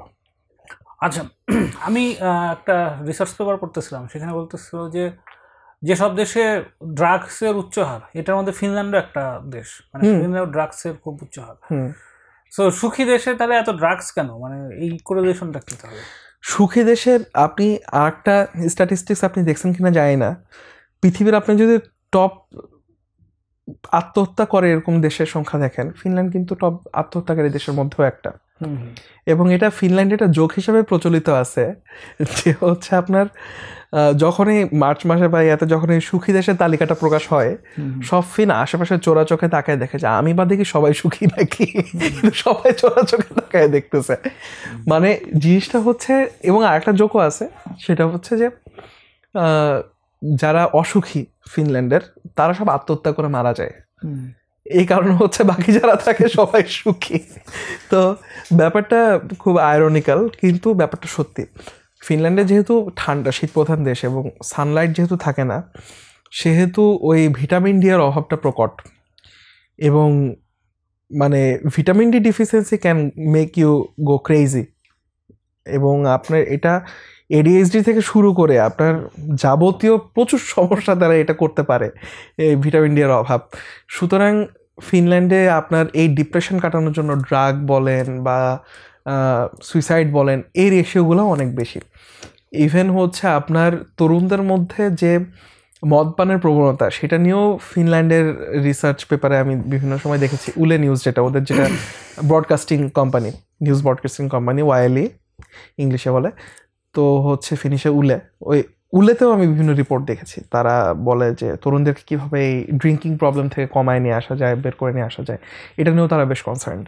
সুতরাং এবং এই হারটা ব্যাপারে ফিনিশ তরুণদের হারই বেশি ইমিগ্রেন্টদের তুলনায়। কারণ হচ্ছে যে ফিনিশ জনগোষ্ঠীর সকল দায় দায়িত্ব তাদের সরকারের। একটা ফিনিশ নাগরিক, একজন ফিনিশ নাগরিক 18 বছর বয়স বা 16-17 বছর বয়সে যখন মুভ আউট করে বাসা থেকে, এরপর সে বাসা থেকে যখনই সে তার অ্যাড্রেস আলাদা করে ফেলে, গভর্নমেন্ট থেকে তাকে মান্থলি একটা অ্যালাওয়েন্স দেয়, তার বাসা ভাড়া দেয় গভর্নমেন্ট, তাদের এডুকেশন তো ফ্রি। সুতরাং গভর্নমেন্টের অনেক ফ্যাসিলিটি। সুতরাং আপনার ওখানে আপনি যদি মানে আপনি আসলে যা হতে চান সেটা হওয়ার জন্য যা যা লাগে আপনার গভর্নমেন্ট সেটা দিবে। আপনি এরকম একটা চিন্তা করে ফেলতে পারেন আর কি। সুতরাং যাদের আসলে মানে ড্রাগ অ্যাডিকশন বলেন বা ভবঘুরে হওয়া বলেন, এটা যারা হইতে চায় তারা এটাও হইতে পারে এবং তারা বেশ ভালো সাপোর্ট পায়। আলাপ শুরুর আগে আপনি আমাকে বলতেছিলেন যে আপনি ওখানে একটা এনজিও দিয়েছিলেন বোধহয়। তো একজন বিদেশি হয়ে, এবং আপনি ওখানে তো আপনি বেসিক্যালি স্টুডেন্ট ভিসায় গেছিলেন বোধহয়। হ্যাঁ হ্যাঁ। তো সেখানে আপনি এই এনজিও, এটাও তো এক ধরনের ব্যবসা টাইপ প্রতিষ্ঠানে, তো এইটা করার পারমিশন কীভাবে পেলেন? বা ওখানে মানে বিজনেস করার জন্য, আমাদের এখানে তো মানে বিজনেস বান্ধবের যে ইন্ডেক্স, সেখানে আমাদের দেশ হচ্ছে 193 দেশের মধ্যে 163 নম্বর র্যাঙ্কিংয়ে আছে। তো সেখানে আপনি যে ফিনল্যান্ডটা করলেন, তো এটা কিভাবে কী হলো বিষয়টা? যেটা হচ্ছে যে মানে আপনি কারোর সাথে কোলাবোরেট করতে পারেন। এবং আমার যে কোফাউন্ডার যিনি ছিলেন, উনি হাঙ্গেরিয়ান অরিজিনালি, উনি ফিনল্যান্ডে প্রায় 10 বছর ধরে থাকেন। সো হচ্ছে উনি বেসিক্যালি উনার নামের থ্রুতেই আর কি জিনিসটা গেছে, কারণ হচ্ছে উনার রেসিডেন্ট পারমিট বা এই জায়গাগুলো স্ট্রং। এবং আমি বেসিক্যালি দেখতাম কমিউনিকেশন এবং যে প্রপোজাল ডেভেলপমেন্ট, এবং এটা বেশ ইজি আপনি। এবং এটা কোনো ফর প্রফিট অর্গানাইজেশন যেহেতু না, এটা এনপিও টাইপের। সো হচ্ছে এইখানে ধরেন যে খুব বেশি বাধ্যবাধকতা নাই যে জায়গাগুলোতে। ওকে, আর একটা শিক্ষা নিয়ে কথা যেহেতু বললাম, সেক্ষেত্রে ইয়ের কথা, মানে হেলথের ব্যাপারেও কথা বলা উচিত। আমি যেটা শুনি যে ইউরোপ বা আমেরিকায় দেখা যাচ্ছে যে ডাক্তারের অ্যাপয়েন্টমেন্ট পাইতেও নাকি অনেক দিন আগে সিরিয়াল নিতে হয়, এবং আপনি চাইলেই খুব স্কিলড এবং সিনিয়র ডক্টর হয়তো দেখাইতে পারবেন না, হয়তো কোনো একজন সাধারণ এমবিবিএস করা বা ওই ধরনের ডক্টরই হয়তো আপনার দেখাইতে হবে। এটা শুনি আর কি। আমি নিজে যেহেতু কখনো ওইরকম কোনো দেশে থাকি না, এই জন্য এটার সত্যতা যায় না। সো ফিনল্যান্ডের হেলথ সিস্টেম বা কি, মানে ওখানে কি অনেক দিন আগে থেকে অ্যাপয়েন্টমেন্ট নিতে হয় বা ওই রকম ব্যাপার স্যাপার আছে, নাকি বাংলাদেশের মতোই চাইলেই যে কেউ টাকা দিয়ে যে কোনো জায়গায় যে কোনো ডাক্তার দেখাইতে পারে? এইটা দুই ধরনের ব্যাপারে আছে। ফিনল্যান্ডের ক্ষেত্রে আমার ডাক্তারের সাথে প্রথম যে অভিজ্ঞতাটা সেটা ছিল হচ্ছে যাওয়ার পরপরই যে রোজার মাসটা পাইছিলাম 2022-এর, সে রমজান মাসের তখন মে মাসের 1 তারিখ। সেদিন মে মাসে 1 তারিখ এটা মনে আছে, কারণ হচ্ছে মে মাসে 1 তারিখ হচ্ছে ভাপ্পু হচ্ছে ফিনল্যান্ডের ওই মে দিবসটাকে তারা সেলিব্রেট করে, এবং হচ্ছে সেদিন ফিনিশ এডুকেশন ইনস্টিটিউশনগুলো বেশ ধুমধাম করে এটা আয়োজন করে আর কি, পালন করে।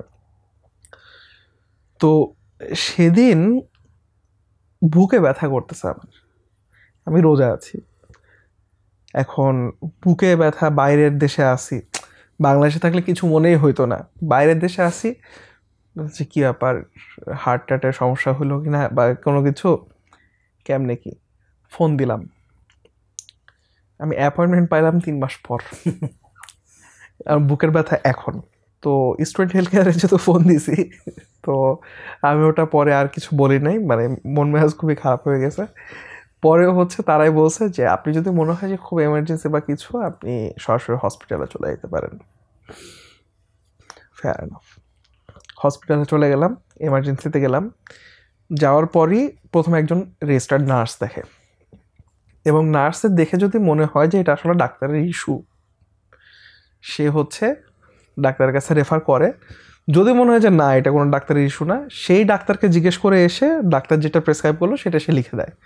মানে নার্স ডিরেক্টলি কোনো ওষুধ বা প্রেসক্রাইব করতে পারে না কোনো কিছু, কিন্তু হচ্ছে এই কাজটা করে। গেলাম, যাওয়ার পর হচ্ছে বলল যে রাতে কি খাইছেন, এই খাইছে, আচ্ছা করেন, দিয়ে ওষুধ খাওয়াই দিল। শেষ, রোজা তো শেষ, ওখানে গ্যাসের ওষুধ খাওয়াই দিচ্ছে সিম্পলি, এবং হচ্ছে প্রেসক্রাইব করছে গ্যাসের ওষুধ নিয়মিত খাবেন, শেষ। এটা ছিল প্রথম অভিজ্ঞতা। সেকেন্ড যেটা অভিজ্ঞতা, সেটা হচ্ছে খুবই খারাপ, মানে আমার অবস্থা খুব খারাপ ছিল।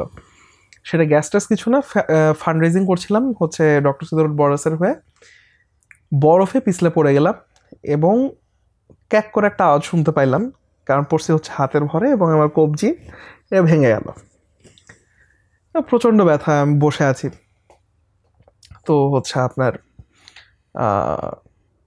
যে বাসার সামনে আর কি পড়ে আর কি হাত ভাঙলাম, তার ঠিক সামনের বাসাটায় হচ্ছে যারা থাকে তারা মাত্র গাড়ি নিয়ে এসছে, নামছে, নেমে ভদ্রলোক এসে সাথে সাথে হচ্ছে আপনার আমাকে বলল যে দেখো, মানে সাথে আমার হচ্ছে কলিগও আছে, আমার কলিগ হচ্ছে আমাদের অর্গানাইজেশনে ফোন দিচ্ছিল, আর উনি বলছে দেখো অ্যাম্বুলেন্স এখানে ফ্রি, অ্যাম্বুলেন্সে আমি ফোন দিচ্ছি, অ্যাম্বুলেন্স আসবে নিয়ে যাবে, তোমার ভয়ের কিচ্ছু নাই, জাস্ট হোল্ড অন।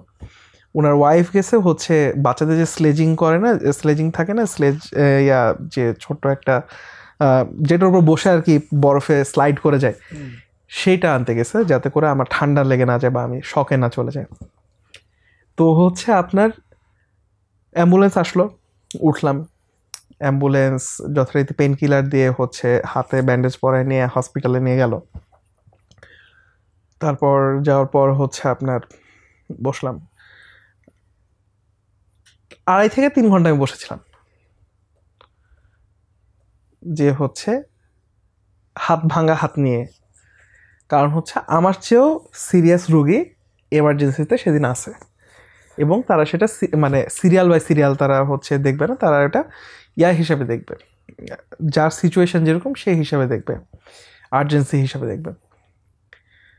তো অপেক্ষা করলাম, তারপরে তো ধরেন যে ট্রিটমেন্ট দিল, 1 মাস টাইম নিল তারা, যে নর্মালি জোড়া লাগে কিনা, পরে দেখে যে না বাঁকাভাবে জোড়া লাগছে, তখন তারপর আবার হচ্ছে আপনার সার্জারি করে আবার করতে হয়েছে।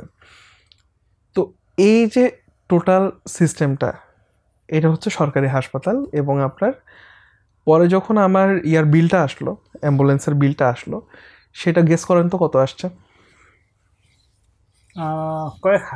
কয়েক হাজার হওয়ার কথা না, 30 ইউরো আসছে। ও আচ্ছা, 30 ইউরো। এটা হচ্ছে ইউরোপের সাথে আমেরিকার পার্থক্য। আমেরিকা হলে আমি মোটামুটি শিওর যে এটা আমেরিকাতে এই বিলটা আসতো হচ্ছে আপনার 2-3 হাজার ডলার, কিন্তু হয়তো বিভিন্ন প্রসেসে মাফটাফ করায় হয়তো আমাকে $200-300 দিতে হইতো। ফিনল্যান্ডে এটা আসছে 30 ইউরো। এটাই হচ্ছে আপনার সোশ্যাল ওয়েলফেয়ার বেসড কান্ট্রি যেগুলা, এবং হচ্ছে ক্যাপিটালিস্ট কান্ট্রির মধ্যে বিশাল একটা তাহলে পার্থক্য। এই দেশগুলোর আয়ের উৎস কি, মানে আপনারা এই যে বড় বড় ট্যাক্স দেন এটাই উৎস না? হ্যাঁ, এটা উৎস। তারপর হচ্ছে আপনি আরেকটা কথা বললেন না যে হচ্ছে আপনি ডিরেক্টলি ডাক্তারের কাছে যেতে পারেন কিনা, এটা আমার হয়েছিল অভিজ্ঞতা। সেটা হচ্ছে যখন দাঁত উঠাতে গেছিলাম, দাঁতের ব্যথা, তো হঠাৎ করে দাঁতের ব্যথা শুরু হয়েছে, পরে যে দেখি যে মাড়ির একটা দাঁত হঠাৎ করে বাঁকা হয়ে উঠতেছে বা সামথিং, তো ডাক্তার বলে ইমিডিয়েটলি এটা উঠাই ফেলতে হবে। তখন তো আর সরকারি জায়গার তো আর কোনো অপশন নাই ডিরেক্টলি, তখন দেখা যাচ্ছে আপনার এই প্রাইভেটের মতো করে অ্যাপয়েন্টমেন্ট নিয়ে আপনার বেশ একটা বড় একটা বিল আসে।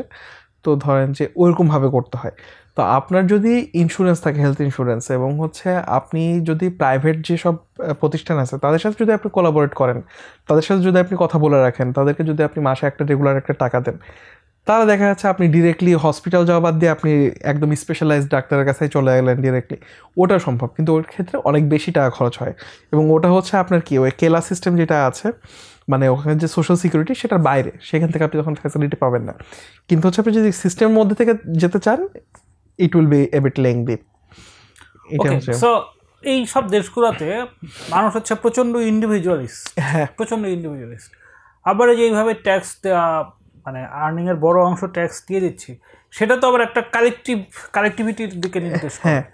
তো তাহলে প্রচণ্ড ইন্ডিভিজুয়ালিস্ট মানুষ এরকম কালেকটিভিতে যে ট্যাক্স পে করে, এইটা কেন করে বলে আসলে আপনার মনে হয়? মানে এইটা নিয়ে তো ইন্ডিভিজুয়ালিস্ট মানুষের তো এত ট্যাক্স দেওয়ার তো কোনো কথা না। মানে সে একটা ফ্যাসিলিটিস পাবে, কোনোদিন তো অ্যাভেল সে নাও করতে পারে। তো তাহলে এই কাজটা যখন সে করে, এখানে তো একটা কমপ্লিটলি বৈপরীত্য আছে। জিনিসটা হচ্ছে ইন্ডিভিজুয়ালিস্ট এবং ইন্ট্রোভার্ট, এই দুইটা আমার মনে হয় যে একটু আলাদা করা দরকার আমাদের। ফিনিশ যারা মানুষজন তারা ইন্ট্রোভার্টেড, তারা ইন্ডিভিজুয়ালিস্ট ব্যাপারটা এরকম না। এবং ফিনল্যান্ডের একটা আপনার ওদের একটা, আমরা যেরকম 21-এর চেতনা বা মুক্তিযুদ্ধের চেতনা যেটা বলি, ওদের এরকম একটা চেতনা আছে। এটার একটা ফিনিশ ওয়ার্ড আছে, এটা হচ্ছে সিসু। সিসু। আচ্ছা। এবং সিসু নামে একটা সিনেমাও আছে, ফিল্ম, ফিনিশ একটা ফিল্মও আছে, ওটা আপনি দেখলে হয়তো বুঝবেন। সিসু এটাকে ইংলিশে ট্রান্সলেট করতে গেলে সর্বোচ্চ কাছাকাছি যেটা আসে সেটা হচ্ছে পারসেভারেন্স বা এই টাইপের কিছু একটা আছে, যে আপনি আসলে হাল ছাড়ছেন না কোনো কিছুর। এবং ফিন যারা, তারা কিন্তু বেশ অ্যাডভার্স একটা পরিস্থিতিতে বড় হয়েছে, মানে ঠান্ডা আবহাওয়া, ডিপ্রেশন, এবং এরপরও কিন্তু এরা থ্রাইভ করছে। এবং ফিনল্যান্ডের যদি আপনি ইতিহাস দেখেন, তার কিন্তু অক্ষশক্তির মিত্র, তার মানে তার কিন্তু অক্ষশক্তির অংশ ছিল। রাশিয়া কিন্তু তাদেরকে আক্রমণ করছিল, এবং হচ্ছে আপনার যে উইন্টার ওয়ার যেটা, এটা কিন্তু ফিনল্যান্ডের ওই যে রাশিয়া সৈন্য কিন্তু 300-র মতো সৈন্য কিন্তু ফালাই রেখে চলে যেতে হয়েছিল তাদের। কারণ রাশিয়ান ঠান্ডা একরকম, সেটা ঠিক আছে, কিন্তু সেন্ট পিটার্সবার্গ দিয়ে আপনি যখন এই সাইডে ঢুকবেন, ফিনল্যান্ডের ঠান্ডা আর একরকম, এবং আপনার মানে যুদ্ধর ব্যাপার স্যাপার। সুতরাং এদের এই যে কালেকটিভলি যে নিজেদেরকে যে দেখে শুনে রাখা, এই ব্যাপারটা তাদের মধ্যে আছে, এবং তারা কোনো কিছুতে হাল ছাড়ে না। সুতরাং এই যে কালেকটিভনেস, এটা থাকার পরেও তারা ইন্ট্রোভার্টেড হইতে পারে। আপনি হচ্ছে আপনি হচ্ছে একটা ক্লাবে যান, আপনি মানে ড্রিঙ্ক করার পর দে আর কোয়াইট ফ্রেন্ডলি, কিন্তু ড্রিঙ্ক করার আগ পর্যন্ত আপনি তাকে হাই বলেন, মানে ব্যাপারটা হচ্ছে খুবই অকওয়ার্ড তার কাছে, যে একটা অপরিচিত মানুষ কেন আমাকে হাই বলবে। লিফটের মধ্যে তো দুই বন্ধু দেখা হয়েছে, কিন্তু লিফটের মধ্যে কথাই বলার না, ব্যাপারটা ওই রকম। বা হচ্ছে ফোনে কথা বলা ট্রেনের উপর, বা জোরে কথা বলা, ট্যাবু পর্যায়ে। কিন্তু হচ্ছে আপনার এখন বাইরে থেকে অনেকে গেছে, এখন জিনিসটা একটু মিক্স আপ হচ্ছে। তবে ফিন যারা আছে তারা এই মোরালিটিগুলো একটু নিজেদের মধ্যে ধারণ করে। সুতরাং আমার মনে হয় যে এটা ইন্ডিভিজুয়ালিস্টিক মোরালিটি না, এটা একটু ইন্ট্রোভার্টেড তাদের আচরণটা। কিন্তু আমরা যেরকম সোশ্যালাইজিং করি, আমি তো ফিনল্যান্ডের সোশ্যালাইজিংয়ে ইমপ্রেসিভ কিছু পাচ্ছি না। আমি তো ফিনল্যান্ড থেকে যদি কোনো ক্যারেক্টার বাছাই করতাম, সেখানে ক্যারেক্টার বাছাই করার মতো যথেষ্ট উপকরণ তো পাচ্ছি না। তাহলে ফিনল্যান্ডের ফিল্ম বা সাহিত্যগুলো তো যথেষ্ট বোরিং হওয়ার কথা। মানে কোথায় সোশ্যালাইজিংয়ের জায়গাগুলো, কোথায় সোশ্যালাইজিং? ফিনল্যান্ডের সবচেয়ে বড় সোশ্যালাইজিংয়ের জায়গা হচ্ছে সাউনা, ফিনিশ সাউনা। আপনি পাবলিক সাউনাতে হচ্ছে কাপড় চোপড় অ্যালাউড, তবে অনেক ফিন সেখানে কাপড় চোপড় ছাড়াও যায়, এবং সেটা ছেলে মেয়ে নির্বিশেষে সবাই সেই জায়গায় যায়।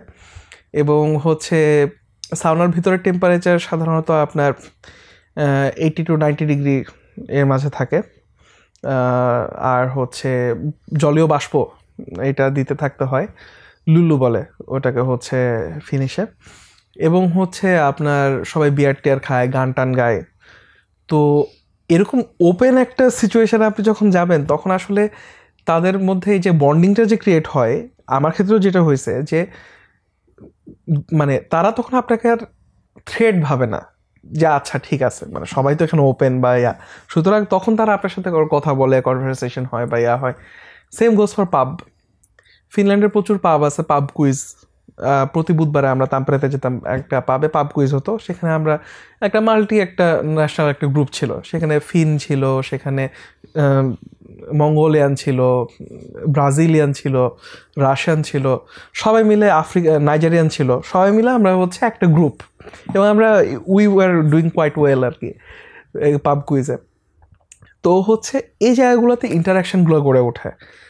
তারপর ড্রিঙ্কিংয়ের পর বা হচ্ছে আপনার ওই যে বললাম ইনস্টিটিউশনগুলো যে ফেস্টগুলো পালন করে, যেরকম হচ্ছে আপনার ভাপ্পু মে মাসের 1 তারিখে, সেখানে হচ্ছে যত ইঞ্জিনিয়ারিং স্টুডেন্টস আছে তারা যখন ফার্স্ট ইয়ারটা কমপ্লিট করে, কমপ্লিশনের পর তাদেরকে হচ্ছে ওই যে লেক আছে বা যে ক্যানাল আছে ওটাতে নিয়ে যেয়ে চুবায় ক্রেনে করে, তাদেরকে 3 বার চুবায়, 3 বার চুবানোর পর তাদেরকে উঠায় আনে, মানে কাইন্ড অফ বিশুদ্ধ করার একটা প্রয়াস আর কি।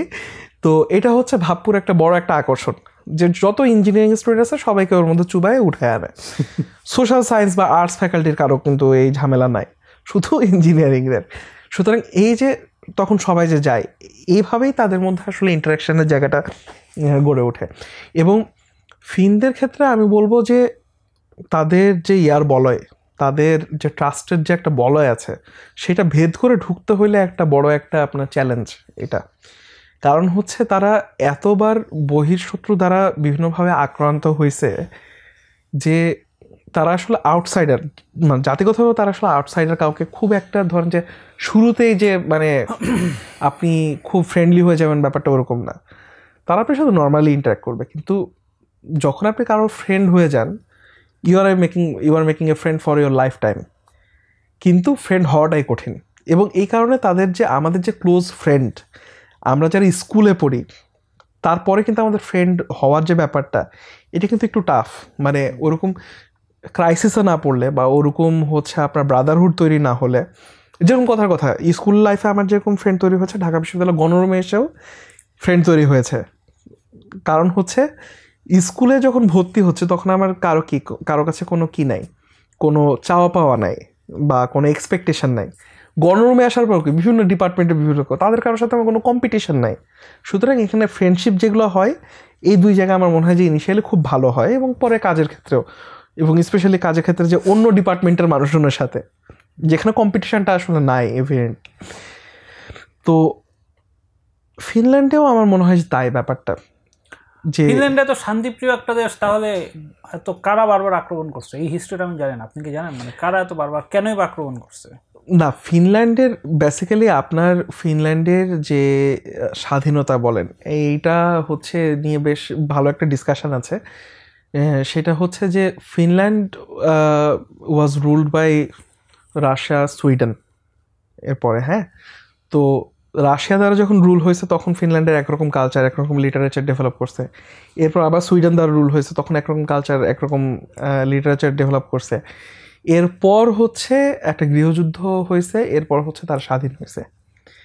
সুতরাং এই যে টোটাল ব্যাপারটা, এইটা একটা তাদের জন্য স্ট্রাগল। কারণ হচ্ছে প্রতিকূল ঠান্ডার মতো একটা পরিবেশ, মানে এবং অল্প একটা জনসংখ্যা, তখন জনসংখ্যা আরও কম ছিল, তাদের মধ্যে এই ক্রাইসিস, এইটা একটা বড় একটা ব্যাপার তাদের জন্য। এবং এরপরে হচ্ছে বিশ্বযুদ্ধ আছে 2টা। সুতরাং সব কিছু মিলে ফিনল্যান্ডের তাদের যে চিন্তা ভাবনা, এইটার উপর এইটার একটা প্রভাব আছে। ওকে, তো ফিনল্যান্ডের এই যে আমি যা শুনতেছি সেখানে তো বোঝা যাচ্ছে যে ফিনল্যান্ডের লোকজন হচ্ছে কারোর সাথে মিশতে শুরুতে একটু সময় নেয়, পরে হয়ে গেলে তখন একটা ঘনিষ্ঠতা তৈরি হয়। এখানে আমেরিকা বা ইংল্যান্ডে যেরকম প্রচুর বিদেশি লোকজন আসে, মানে বাইরের দেশের অসংখ্য জাতি সত্তার কসমোপলিটন, ফিনল্যান্ড কি ওরকম কসমোপলিটন নাকি ফিনল্যান্ড যেহেতু মানুষই অল্প এরকম কসমোপলিটন না, মানে আমাদের মতো যে সমস্ত দেশের একটু অনগ্রসর বিভিন্ন ইয়েতে, তারা ওই ফিনল্যান্ড ফ্যান্টাসি থেকে ফিনল্যান্ডে যায়, ওখানকার এটা কিরকম, মানে কম্পোজিশনটা, এথনিক কম্পোজিশনটা? না, এথনিক কম্পোজিশন হচ্ছে ফিনদের মধ্যে থাকতে পছন্দ করে, এবং হচ্ছে যারা সুইডিশ স্পিকার তারাও হচ্ছে আপনার কি মানে ফিনল্যান্ডের বা ফিনল্যান্ড সুইডেন এদের মধ্যে থাকতে পছন্দ করে। 1, 2 হচ্ছে যে এথনিক কম্পোজিশনের বাইরেও আপনি যদি চিন্তা করেন, কসমোপলিটন ফিনল্যান্ড কখনোই না। কারণ হচ্ছে ফিনল্যান্ড মানে কসমোপলিটন আসলে কারা, যারা আসলে কলোনি তৈরি করেছে তারা। আপনি যদি কসমোপলিটন এক্সাম্পল দেন, আপনি দেখবেন যে যারা কখনো কলোনি তৈরি করে নাই, যারা কখনো দাস তৈরি করে নাই, তাদের আসলে কখনো মানুষকে নিয়ে আসারও প্রয়োজন পড়ে নাই। তারা আসলে ওই দায়িত্ব মানে ওই দায়বদ্ধতাও নাই তাদের কারো প্রতি, যা আমাদের এদেরকে আসলে উন্নতি করাইতে হবে কারণ আমরা এদেরকে শোষণ করছি বা সামথিং। সুতরাং কসমোপলিটন হওয়ার প্রশ্নও নাই। ফিনল্যান্ডে হচ্ছে তাই যে তারা তো কাউকে কখনো দখল করে না বা কিছু করে নাই, সুতরাং হচ্ছে ফিনরা তাদের মতোই থাকতে পছন্দ করে। এটা হচ্ছে ফলে মানুষ যে ফিনল্যান্ডে যায়, এটার আমার কাছে ধারণা, আমি যেটা কথা বলে যেটা আমার কাছে মনে হয়েছে সবার সাথে, অধিকাংশ ক্ষেত্রে মানুষ লাইফের যে চেঞ্জ, একটা জীবনযাত্রার যে একটা পজিটিভ চেঞ্জ, এটার জন্য যায়। সুতরাং হচ্ছে কসমোপলিটন বা হচ্ছে মানে ফিনল্যান্ডে যে আমি বাংলাদেশি কমিউনিটির সাথে মিশবো বা বাংলাদেশের তো বিশাল একটা কমিউনিটি আছে ফিনল্যান্ডে, এই ধারণাটাও এখন মানে এতটাও প্রচলিত না আর কি।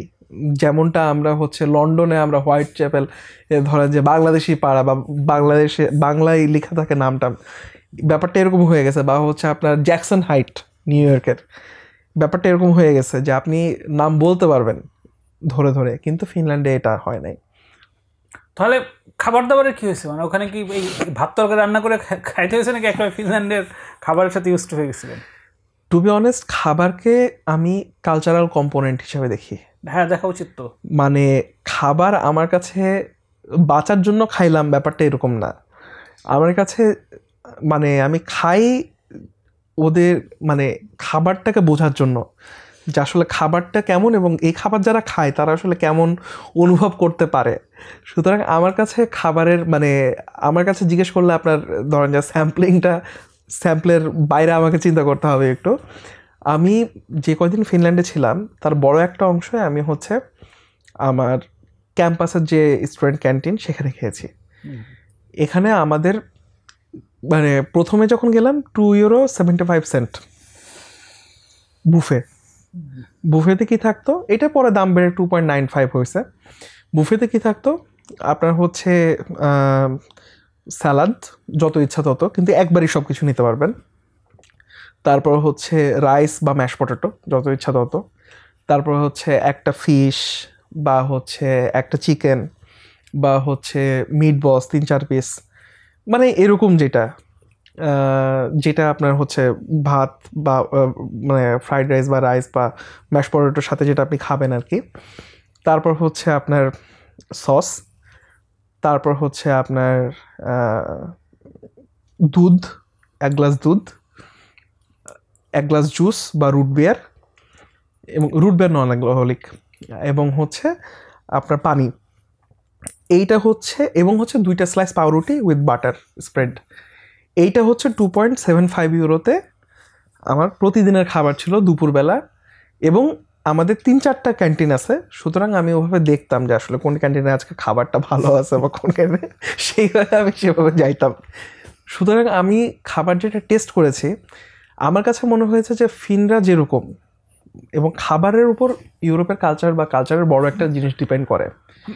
তো আমি ওখানে মানায় নিয়েছিলাম এভাবে। এবং আমি মোটামুটি আপনাকে একটু 2 মিনিট টাইম দিলে আমি হাতে গুনে বলে দিতে পারবো যে আমি আসলে এই 3 বছরে কতদিনে আমি ভাত রান্না করে খাইছি। হ্যাঁ, 2 মিনিট দিলাম টাইম। না, আমার ধারণা আমি হচ্ছে মানে ভাত তো খাই নাই, মানে ভাত তো রান্না আমি রাইস কুকারই খেয়ে নাই। দেয়ারফর আমি যেটুকু রান্না করে খাইছি নুডলস খাইছি বা হচ্ছে আপনার চিকেন গ্রিলে দিয়ে দিতাম নিয়ে এসে হচ্ছে। এবং ফিনল্যান্ডে খাবারের একটা মজার ব্যাপার বলি, সেটা হচ্ছে আপনার যেটা এস মার্কেট বলতে ওখানে একটা গ্রুপের মার্কেট আছে, তারা রাত 9টার পর মানে আপনার ডে টাইমে বিকাল 4টার পর ধরেন যে এই খাবারটা পরশু দিন এক্সপায়ার হয়ে যাবে, এটার 30% ডিসকাউন্ট দিয়ে দেয়, স্টিকার লাগিয়ে দেয়। এই যে 30% স্টিকার লাগছে, আজকে রাত 9টার পর এটা 60% ডিসকাউন্টে তারা বেচবে। এটা শুধু রাত 9টার পর, মানে রাত 9টা থেকে ভোর 6টা পর্যন্ত এই অফারটা। আবার আপনি যদি কালকে সকাল 7টায় আসেন, ওই খাবার যদি থাকে 30% ডিসকাউন্ট, কিন্তু হচ্ছে রাত 9টা পার হয়ে গেলে আবার 60% এরকম। তো আমরা হচ্ছে করতাম কি, ওই ঢুকে 7:30-8টা নাগাদ ঢুকতাম, ঢুকে হচ্ছে আপনার যত ছাড়ের জিনিসগুলো আছে যেগুলো লাগবে, কারণ আমাদের তো ধরেন যে আর ফিনল্যান্ডের মানে মানুষজনের মতো তো আর এক্সপায়ারি ডেট নিয়ে তো এত ঝামেলা না, আমাদের তো কস্ট কাটিং এত যাইতে হবে। আমরা ওই আপনার হচ্ছে বাস্কেটে নিয়ে দাঁড়ায় থাকতাম 8:59 যে লাইনে দাঁড়াইতাম, 9টা বাজতো, ডিসকাউন্ট দিয়ে হচ্ছে ইয়া করতাম। ফলে দেখা যাচ্ছে আমাদের চিকেন গ্রিল, যেটা ওদের চিকেন গ্রিল 10 ইউরো, সেটা দেখা যাচ্ছে পড়তো 4 ইউরো, অলমোস্ট বাংলাদেশের মতো দাম পড়তো। তারপর হচ্ছে আপনার অন্যান্য খাবার দাবারও। সো মানে, এবং এই জিনিসটা যে শুধু স্টুডেন্ট, ইন্টারন্যাশনাল স্টুডেন্টরা করে ব্যাপারটা এটা না, যারা স্বল্প আয়ের, যারা ফিন, তারাও এই কাজটা করে। সুতরাং হচ্ছে, এবং লাইনে দাঁড়ালেই যে আপনি বের হয়ে যেতে পারবেন ব্যাপারটা এরকম না, লাইনে দাঁড়ানোর পর আপনার 5-10 মিনিট লাগে। সুতরাং এই ব্যাপারগুলো ছিল আর কি। ওকে, সো এই যে আপনি ফিনল্যান্ডে এতদিন থাকলেন, সো আপনি এখন তো বাংলাদেশে ফেরত আসছেন, তো আপনি কি সুযোগ পেলে আবার ফিনল্যান্ডে ফেরত যেতে চান, নাকি আপনি you are done with Finland? না, ফিনল্যান্ড ফ্যামিলি লাইফ কাটানোর জন্য চমৎকার একটা জায়গা। ফিনল্যান্ডের যে ফ্যামিলির জন্য ফ্যাসিলিটি, বাচ্চা কাচ্চাদের জন্য যে ফ্যাসিলিটি, বা একজন ইন্ডিভিজুয়ালের জন্য যে ফ্যাসিলিটি, সেটা চমৎকার জায়গা। ফিনল্যান্ডে চাকরি পেলে মানে ডেফিনেটলি হোয়াই নট। কারণ হচ্ছে ফিনল্যান্ডের ওই সানলাইটের কথা বলেন বা যেটাই বলেন, এটা বড় একটা জায়গা, কিন্তু এটা তো ধরেন যে লাইফস্টাইল যেটা, সেটা অনেক ফ্যামিলি ওরিয়েন্টেড ফিনল্যান্ডে আমার পার্সপেক্টিভ থেকে। তবে আমার কাছে ব্যক্তিগতভাবে নেদারল্যান্ডসও ভালো লেগেছে। নেদারল্যান্ডস ভালো লেগেছে। মানে জার্মানি তো হরিবল, তাদের ট্রান্সপোর্টেশন সিস্টেম কোনো গ্যারেন্টি ওয়ারেন্টি কিছু নাই ডয়চে বানের। কিন্তু হচ্ছে আপনার নেদারল্যান্ডস আমার কাছে বেশ ভালো লেগেছে। আর না, আর কোনো খুব একটা ইয়ে নেই। সুতরাং কিন্তু যদি আমার কখনো মুভ করতে হয়, I would choose Europe any day, like instead of USA or Canada. মানে ইংলিশ স্পিকিং কোনো জায়গায় যাওয়ার আমার আপাতত আর কি চিন্তা ভাবনা করতে পারি। আপনার সাথে এই যে প্রায় 1 ঘন্টা উপরে কথা বললাম, মানে আমার মানে এখনো একবারও ফিনল্যান্ডের প্রতি কোনো চার্ম ফিল্ম তৈরি হইতেছে না। এটার কারণ কি আমি নিরস প্রকৃতির মানুষ, নাকি আমার আসলে নানাবিধ ক্যারেক্টার বা ডিফারেন্ট টাইপ অফ জিনিসপত্র লাগে বলে হচ্ছে আমি পাচ্ছি না? কারণ আমার কাছে জিনিসগুলো খুবই সাজানো গোছানো, খুবই স্ট্রাকচার্ড মনে হচ্ছে। মানে আমাকে একটু ধরেন, আপনি তো ফান্ড রেজ করছেন, হ্যাঁ, ধরা যাক আপনি আমার কাছে ফান্ড রেজ করতে আসছেন যে আমি যদি ফিনল্যান্ডে যাওয়ার অফার নেই, তাহলে আমি আপনাকে আপনার ফান্ড রেজে ডোনেট করবো। সো আমাকে একটা সেলস পিস দেন, যেটার কারণে আমি ফিনল্যান্ডে যেতে মোটিভেটেড হইতে পারি। মানে আমার একেবারে কোনো ওয়াও ফ্যাক্টর তৈরি হচ্ছে না ফিনল্যান্ডের প্রতি।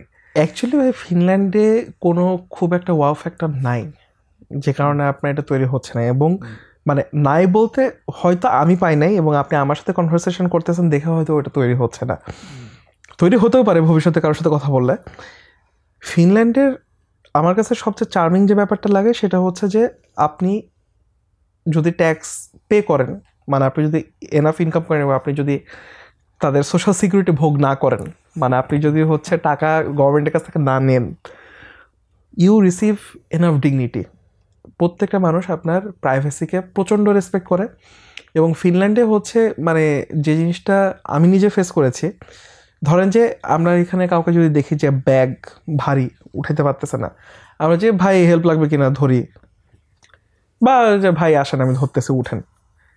ফিনল্যান্ডে কেউ এই কাজটা করবে না আপনাকে, unless you ask for it. কারণ ওখানে তারা চিন্তা করে যে আমি যে ওই মানুষটাকে হেল্প করতে যাবো, দেখতে পাচ্ছি দৃশ্যমানভাবে সে হচ্ছে সাফার করতেছে, আমি যাকে হেল্প করতে যাব সে মনে করতে পারে কি যে আমি আসলে তাকে চিন্তা করতেছি যে সে আসলে এটা ক্যাপেবল না। সুতরাং আউট অফ রেসপেক্ট সে যাবে না। কিন্তু আপনি যদি তাকে একবার হেল্প করতে বলেন কাউকে, সে আপনাকে পারলে বাসায় উঠে দেওয়া যাবে, যদি সে হচ্ছে আসলে সেই তার টাইম থাকে এবং তার সামর্থ্য থাকে। সুতরাং ইট ইজ অ্যামেজিং যে হচ্ছে তারা প্রাইভেসিকে কী পরিমাণ রেসপেক্ট করতে পারে। 1, 2 হচ্ছে যে ফিনল্যান্ডের পেমেন্ট স্ট্রাকচার, জিনিসপত্রের দাম বাড়ে, যেটা সর্বনিম্ন বেতন সেটাও বাড়ে। দেয়ারফর আপনার কখনো ধরেন যে এই দ্রব্যমূল্যের ঊর্ধ্বগতির কারণে কোনো কিছু খাওয়া বাদ দিয়ে দিতে হবে না, আপনার পরিমাণ একটু কমাইতে হইতে পারে। আগে আপনি 1 লিটার খাইতেন, এখন 1/2 লিটার খাইতে হবে হয়তো, কিন্তু হচ্ছে কারণ হচ্ছে আপনার স্যালারি বাড়তেছে। এবং তৃতীয়ত হচ্ছে যে ইউনিয়নাইজড, প্রচণ্ড ইউনিয়নাইজড। ফলে আপনি আসলে কোনো যৌক্তিক দাবি দাবা আপনি তুলতেছেন, বা হচ্ছে মানে আপনি বিনা কারণে ফায়ার হয়ে যাচ্ছেন প্রাইভেট জব হওয়া সত্ত্বেও, এই ব্যাপারগুলো এরকম না ফিনল্যান্ডে। সুতরাং ওয়ার্ক লাইফ ব্যালেন্সের দিক থেকে আমার ধারণা যে এটা চমৎকার, মানে এবং আপনি যেহেতু ক্যারেক্টার খোঁজেন, আপনি ফিনদের মধ্যে এরকম অনেক ক্যারেক্টার পাবেন যেরকম, মানে এই যে আপনি বললেন যে সব কিছু স্ট্রাকচার মনে হচ্ছে না, এই স্ট্রাকচারও তারা ভেঙে চুরে ফেলে জানেন। এই যে সেদিন ট্রেনে উঠছিলাম, তো এক ভদ্রলোক জোরে ট্রেনে উঠে জোরে গান ছাড়ছে ফিন। আমি তো পুরা মানে চমকায় গেছি যে এটা তো খুবই আনইউজুয়াল। তাকায় দেখলাম মানে করিডোরের এ পাশের সিটে বসছি, উনি ও পাশের সিটে আছে পিছনেই একদম। তো তাকায় দেখলাম যে উনি ড্রাঙ্ক, এবং উনি স্পটিফাই জোরে গান ছাড়ছে, এবং স্পটিফাই ওটা পেইডও না, ওটা অ্যাড আছে, তো অ্যাডটাও বাজতেছে জোরে। আমি ভাবতেছি যে উনি হয়তো কোনো কারণে অফ করতে পারতেছে না। সবগুলা চোখ ট্রেনের পিছনে এসে সবার প্রথমে আসছে আমার দিকে, যে এই ব্যাটা মনে হয় প্রথম নতুন নতুন ফিনিশ ভাষা শিখছে বা গান টান শুনতেছে, সবাই শোনাইতেছে। পরে যখন ওরা খেয়াল করছে যে আমিও আসলে অন্য কারো দিকে তাকায় আছি, তখন ওরা তাকায় দেখেছে আচ্ছা একজন ফিন ভদ্রলোক, সে বেশ ড্রাঙ্ক এবং সে হচ্ছে এটা ইয়া করতেছে। সুতরাং মানুষের যে বেসিক ইনস্টিংক্ট এটা সবখানেই থাকবে, এবং এটা আপনি দেখবেন যে মানে ফিনরা এত স্ট্রাকচার্ড হওয়ার পরেও তারা তাদের আবেগ নিয়ে তারা তাদের খেলার মধ্যে মারামারি করতেছে, গালাগালি করতেছে, সুইডেনকে উঠে গালি দিচ্ছে। সুইডেন মানে তারা সুইডেনকে সহ্য করতে পারে না, ব্যাপারটা এরকম। যেরকম আমরা যেরকম পাকিস্তান বা ইন্ডিয়ার ক্ষেত্রে যেরকম আমাদের চিন্তাভাবনা পোষণ করে অনেক সময়, সুইডেন হচ্ছে তাদের ক্ষেত্রে ওই রকম। তো মানে ফিনল্যান্ড হারুক সমস্যা নেই, কিন্তু সুইজারল্যান্ড জিতলে সমস্যা আছে, ব্যাপারটা এরকম। তো হচ্ছে বেসিক ইনস্টিংক্টগুলো কিন্তু ওখানে আছে, সুতরাং আপনি ক্যারেক্টার কিন্তু সেখানে অনেক পাবেন। কিন্তু সো ফিনল্যান্ডের পলিটিক্যাল কন্ডিশন কিরকম, মানে ওখানে পলিটিক্যাল পার্টিগুলো কিভাবে ফাংশন করে, বা ওখানে স্ট্রাকচার কি ডেমোক্রেটিক না কি রকম কি হয়? ফিনল্যান্ড খুবই হাইলি ডেমোক্রেটিক একটা কান্ট্রি, এবং ফিনল্যান্ডে আমার ভোটিং রাইটস আছে। কারণ হচ্ছে ফিনল্যান্ডে যে কেউ 2 বছর থাকলেই সে লোকাল ইলেকশনে ভোট দিতে পারে। দেয়ারফর আমি এখন যে রিজনাল ইলেকশনে ভোট দিতে পারবো, এটা হচ্ছে প্রথম কথা। দ্বিতীয় কথা হচ্ছে যে ফিনল্যান্ডের মানে ভোট কাস্টিং অ্যারাউন্ড 40%। মানে ডেমোক্রেটিক হওয়ার পরেও মানুষের যে মধ্যে যে ভোট দেওয়ার মাধ্যমে ডেমোক্রেটিক প্র্যাকটিস, এটা তাদের মধ্যে ব্যাপারটা এরকম না। মানে ভোট হচ্ছে একটা ডেমোক্রেসির একটা কম্পোনেন্ট, সেটা বাদ দিলেও কিছু চায় আসে না, ব্যাপারটা এরকম আর কি। কিন্তু অন্য সব ক্ষেত্রে তারা ডেমোক্রেটিক। মানে ধরেন যে 10 জন মিলে কোথাও যাবে, ধরেন যে কথাবার্তা বলে ডিসাইড করলো, ইনফ্লুয়েন্সিয়াল কেউ ধরেন যে ব্যাপারটা 7 জন যেখানে যাবে সেখানে সবাই যাবে, ব্যাপারটা এরকম। তো ডেমোক্রেটিক পার্টির কথা চিন্তা করলে এখন ফিনল্যান্ডে যারা আছে কোয়ালিশনে হচ্ছে পেরুসোমালাইসেত, মানে পেরুসোমালাইসেত হচ্ছে মানে ফিনস পার্টি আর কি, একদম যারা অরিজিনাল ফিন, তাদের জাতীয়তাবাদী বেশ। এবং বিরোধী দলে এখন আছে হচ্ছে এসডিপি, সোশ্যাল ডেমোক্রেটিক পার্টি। তো হচ্ছে সোশ্যাল ডেমোক্রেটিক পার্টি বেশ কিছু তাদের নীতির কারণে সমালোচিত হয়েছিল। সান্না মারিন তো দায়িত্ব ছাড়লেন, দায়িত্ব ছাড়ার পর তো উনি ফিনল্যান্ড বাইরে আছে, এখন ইউএসএতে আছেন বোধহয়, এখন কোন একটা ইউনিভার্সিটিতে বোধহয় টিচিং করতেছেন। তো সান্না মারিনের ইউনিভার্সিটি তাম্পের ইউনিভার্সিটি, সো বেশ একটা মানে এসডিপির বেশ একটা বড় একটা অংশ আছে। এবং হচ্ছে ফিনল্যান্ডের রাজনীতিতে যারা প্রবাসী যারা আছেন তারা মোটামুটি গ্রিন পার্টি, তারপর হচ্ছে আপনার এসডিপি, মানে যেগুলো লিবারেল যেগুলো দল, সেই দলগুলোর সাথে আমি বেশি দেখেছি আর কি। এবং ফিনল্যান্ডের মানুষজনের মধ্যে এই যে আপনার বললাম না যে আদারাইজেশনের একটা ভীতি, যে বাইরের মানুষের কাজ নিয়ে যাচ্ছে, ব্যাপারটা এটা না, ফিল্ট্রেশন। যে আমরা তো মানে তাদের যে ফিনল্যান্ডের যে পপুলেশন সেটা তো মিক্সড হয়ে যাচ্ছে, তাদের কাছে এই ভয়টা আছে। এবং হচ্ছে যে পরিমাণ মানে এটা ফিনল্যান্ডের যে সোশ্যাল সিকিউরিটি, এটার বিভিন্ন লুপ হোল আছে, এই লুপ হোলগুলো অনেকে অ্যাবিউজ করে। ফলে হচ্ছে আপনার যেটা আগে লেফট লাইনড পার্টি যারা ছিল তাদের বেশ কিছু ডিসিশন হচ্ছে মানুষজন পছন্দ করে নাই। কিন্তু এরপর এই প্রথম এই ফিনল্যান্ডে পেরুসোমালাইসেত এরা হচ্ছে আপনার আসছে, ক্ষমতায় আসছে। এর আগে এদের সাথে কেউ কোয়ালিশন করতো না, এখন করতেছে, এবং এটা হচ্ছে বর্তমান সিচুয়েশন। ক্রাইম প্যাটার্নগুলো একটু বলেন, মানে কি ধরনের ক্রাইম হয় সাধারণত? ফিনল্যান্ডের ক্রাইমের মধ্যে সবচেয়ে মজা হচ্ছে যে সাইকেল চুরি। মানে এটা অবিশ্বাস্য যে কিচ্ছু না, সব মোরালিটি সব কিছু ঠিক আছে, সব কিছু this is do it for fun. মানে লিটারালি আপনি, মানে আমি এরকমও দেখছি যে 4-5 জন রাস্তা দিয়ে হেঁটে হেঁটে যাচ্ছে একসাথে, স্কুল গোয়িং কিড, একটা সাইকেল রাস্তা আসছে, দেখে বোঝা যাচ্ছে যে ওটা লকড, ধরে টান দিছে, তো লকে আটকে গেছে, দিয়ে তাকে বলতেছে don't tell anything, I did not do anything, I was just checking. দিয়ে হচ্ছে মানে আমারও তো সাইকেল না ওইটা। এবং সাইকেল চুরি খুব কমন একটা বিষয়, এমন না যে তারা সাইকেলটা চুরি করে বিক্রি করে দেয়, সে তার বাসায় যাওয়ার ধরেন যে 5 মিনিট আগে সাইকেলটা ফালায় রেখে হেঁটে হেঁটে যাবে, ব্যাপারটা এরকম, আর কিচ্ছু না। এটা হচ্ছে কমন একটা, মানে সাইকেল চুরির যে পরিমাণ মামলা, মানে আমার ধারণা পুলিশের মামলা মানে নেয়, অটো রেজিস্টার হয়, আছে, থাক, কয়েক বছর ধরে আছে, এটা মানে কোনো ইয়া নাই। আরেকটা যেটা বাড়ছে সেটা হচ্ছে ছুরিকাঘাত, এইটা হচ্ছে আপনার বেশ, স্ট্যাবিংটা বেশ বাড়ছে রিসেন্ট কিছুদিন হলো। তাম্পেরে সিটিতেও হয়েছে, তুর্কুতেও হয়েছে, এবং এই ঘটনার ভিকটিম কিংবা হচ্ছে যারা আক্রমণ করতেছে তাদের মধ্যে হচ্ছে আপনার এই ইমিগ্রেন্ট ব্যাকগ্রাউন্ড আছে এবং হচ্ছে আপনার ফিন ব্যাকগ্রাউন্ডও আছে।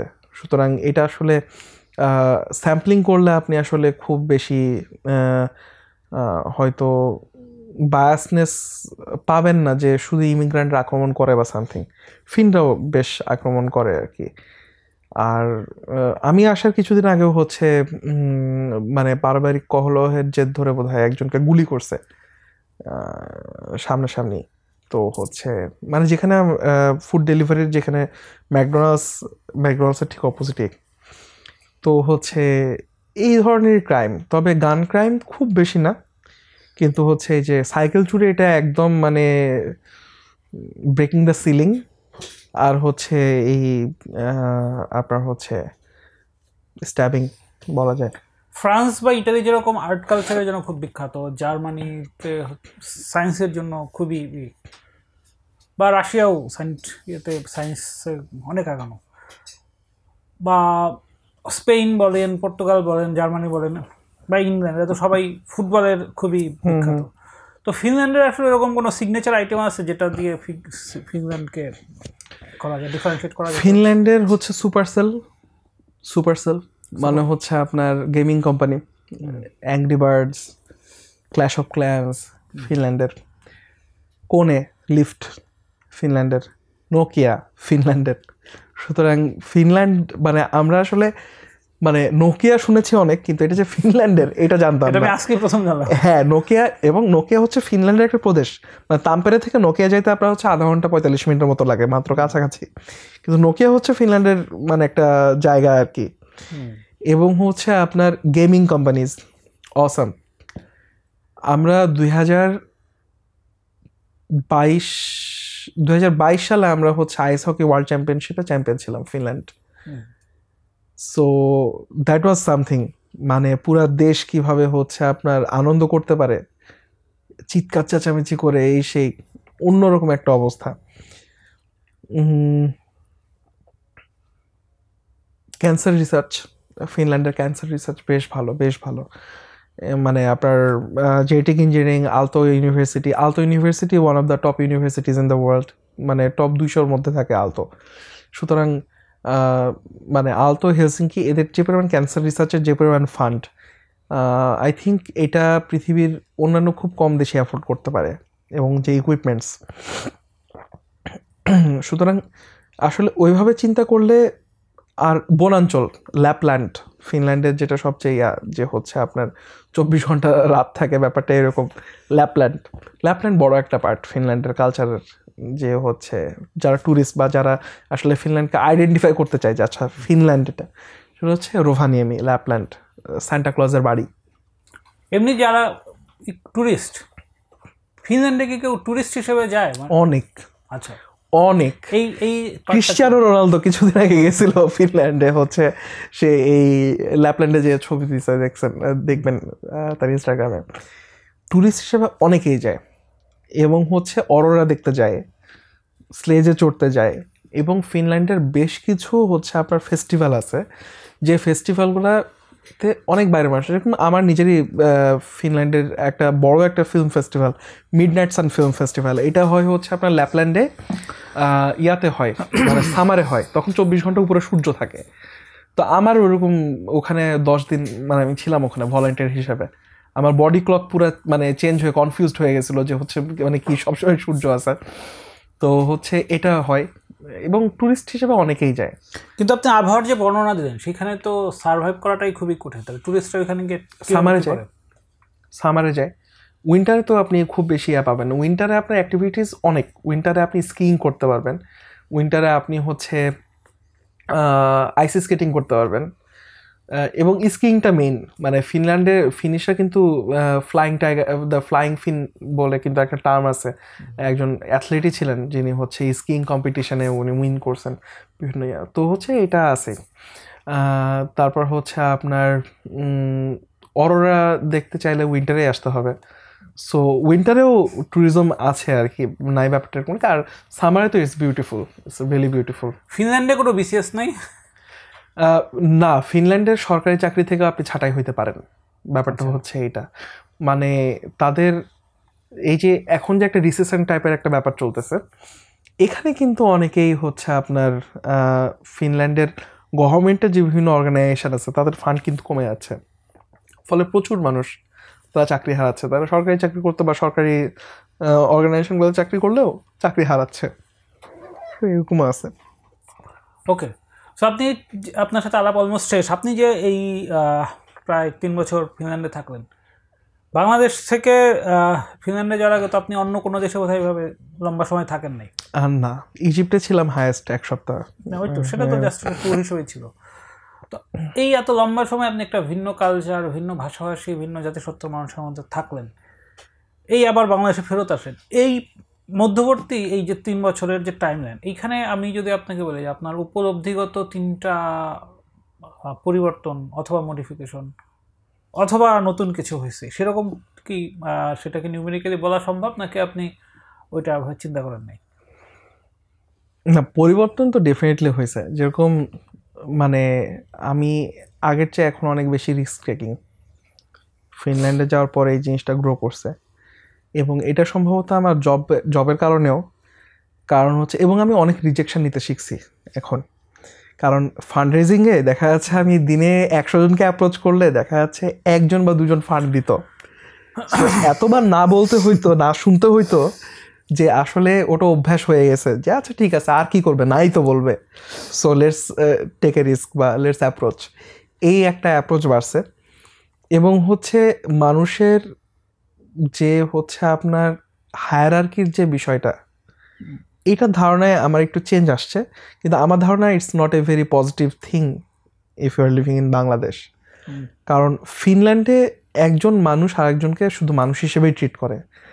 বাংলাদেশে এটা আপনার পদমর্যাদা, তার মানে বংশমর্যাদা সহ আরও অনেক কিছু দেখে আপনাকে হচ্ছে চিন্তা করতে হয় যে একটা মানুষের সাথে আসলে কিভাবে কথা বলবো, বা ডিফারেন্সটা দেখে চিন্তা করতে হয় যে আচ্ছা আসলে তার সাথে কিভাবে কমিউনিকেট করলে জিনিসটা পজিটিভলি আগাবে।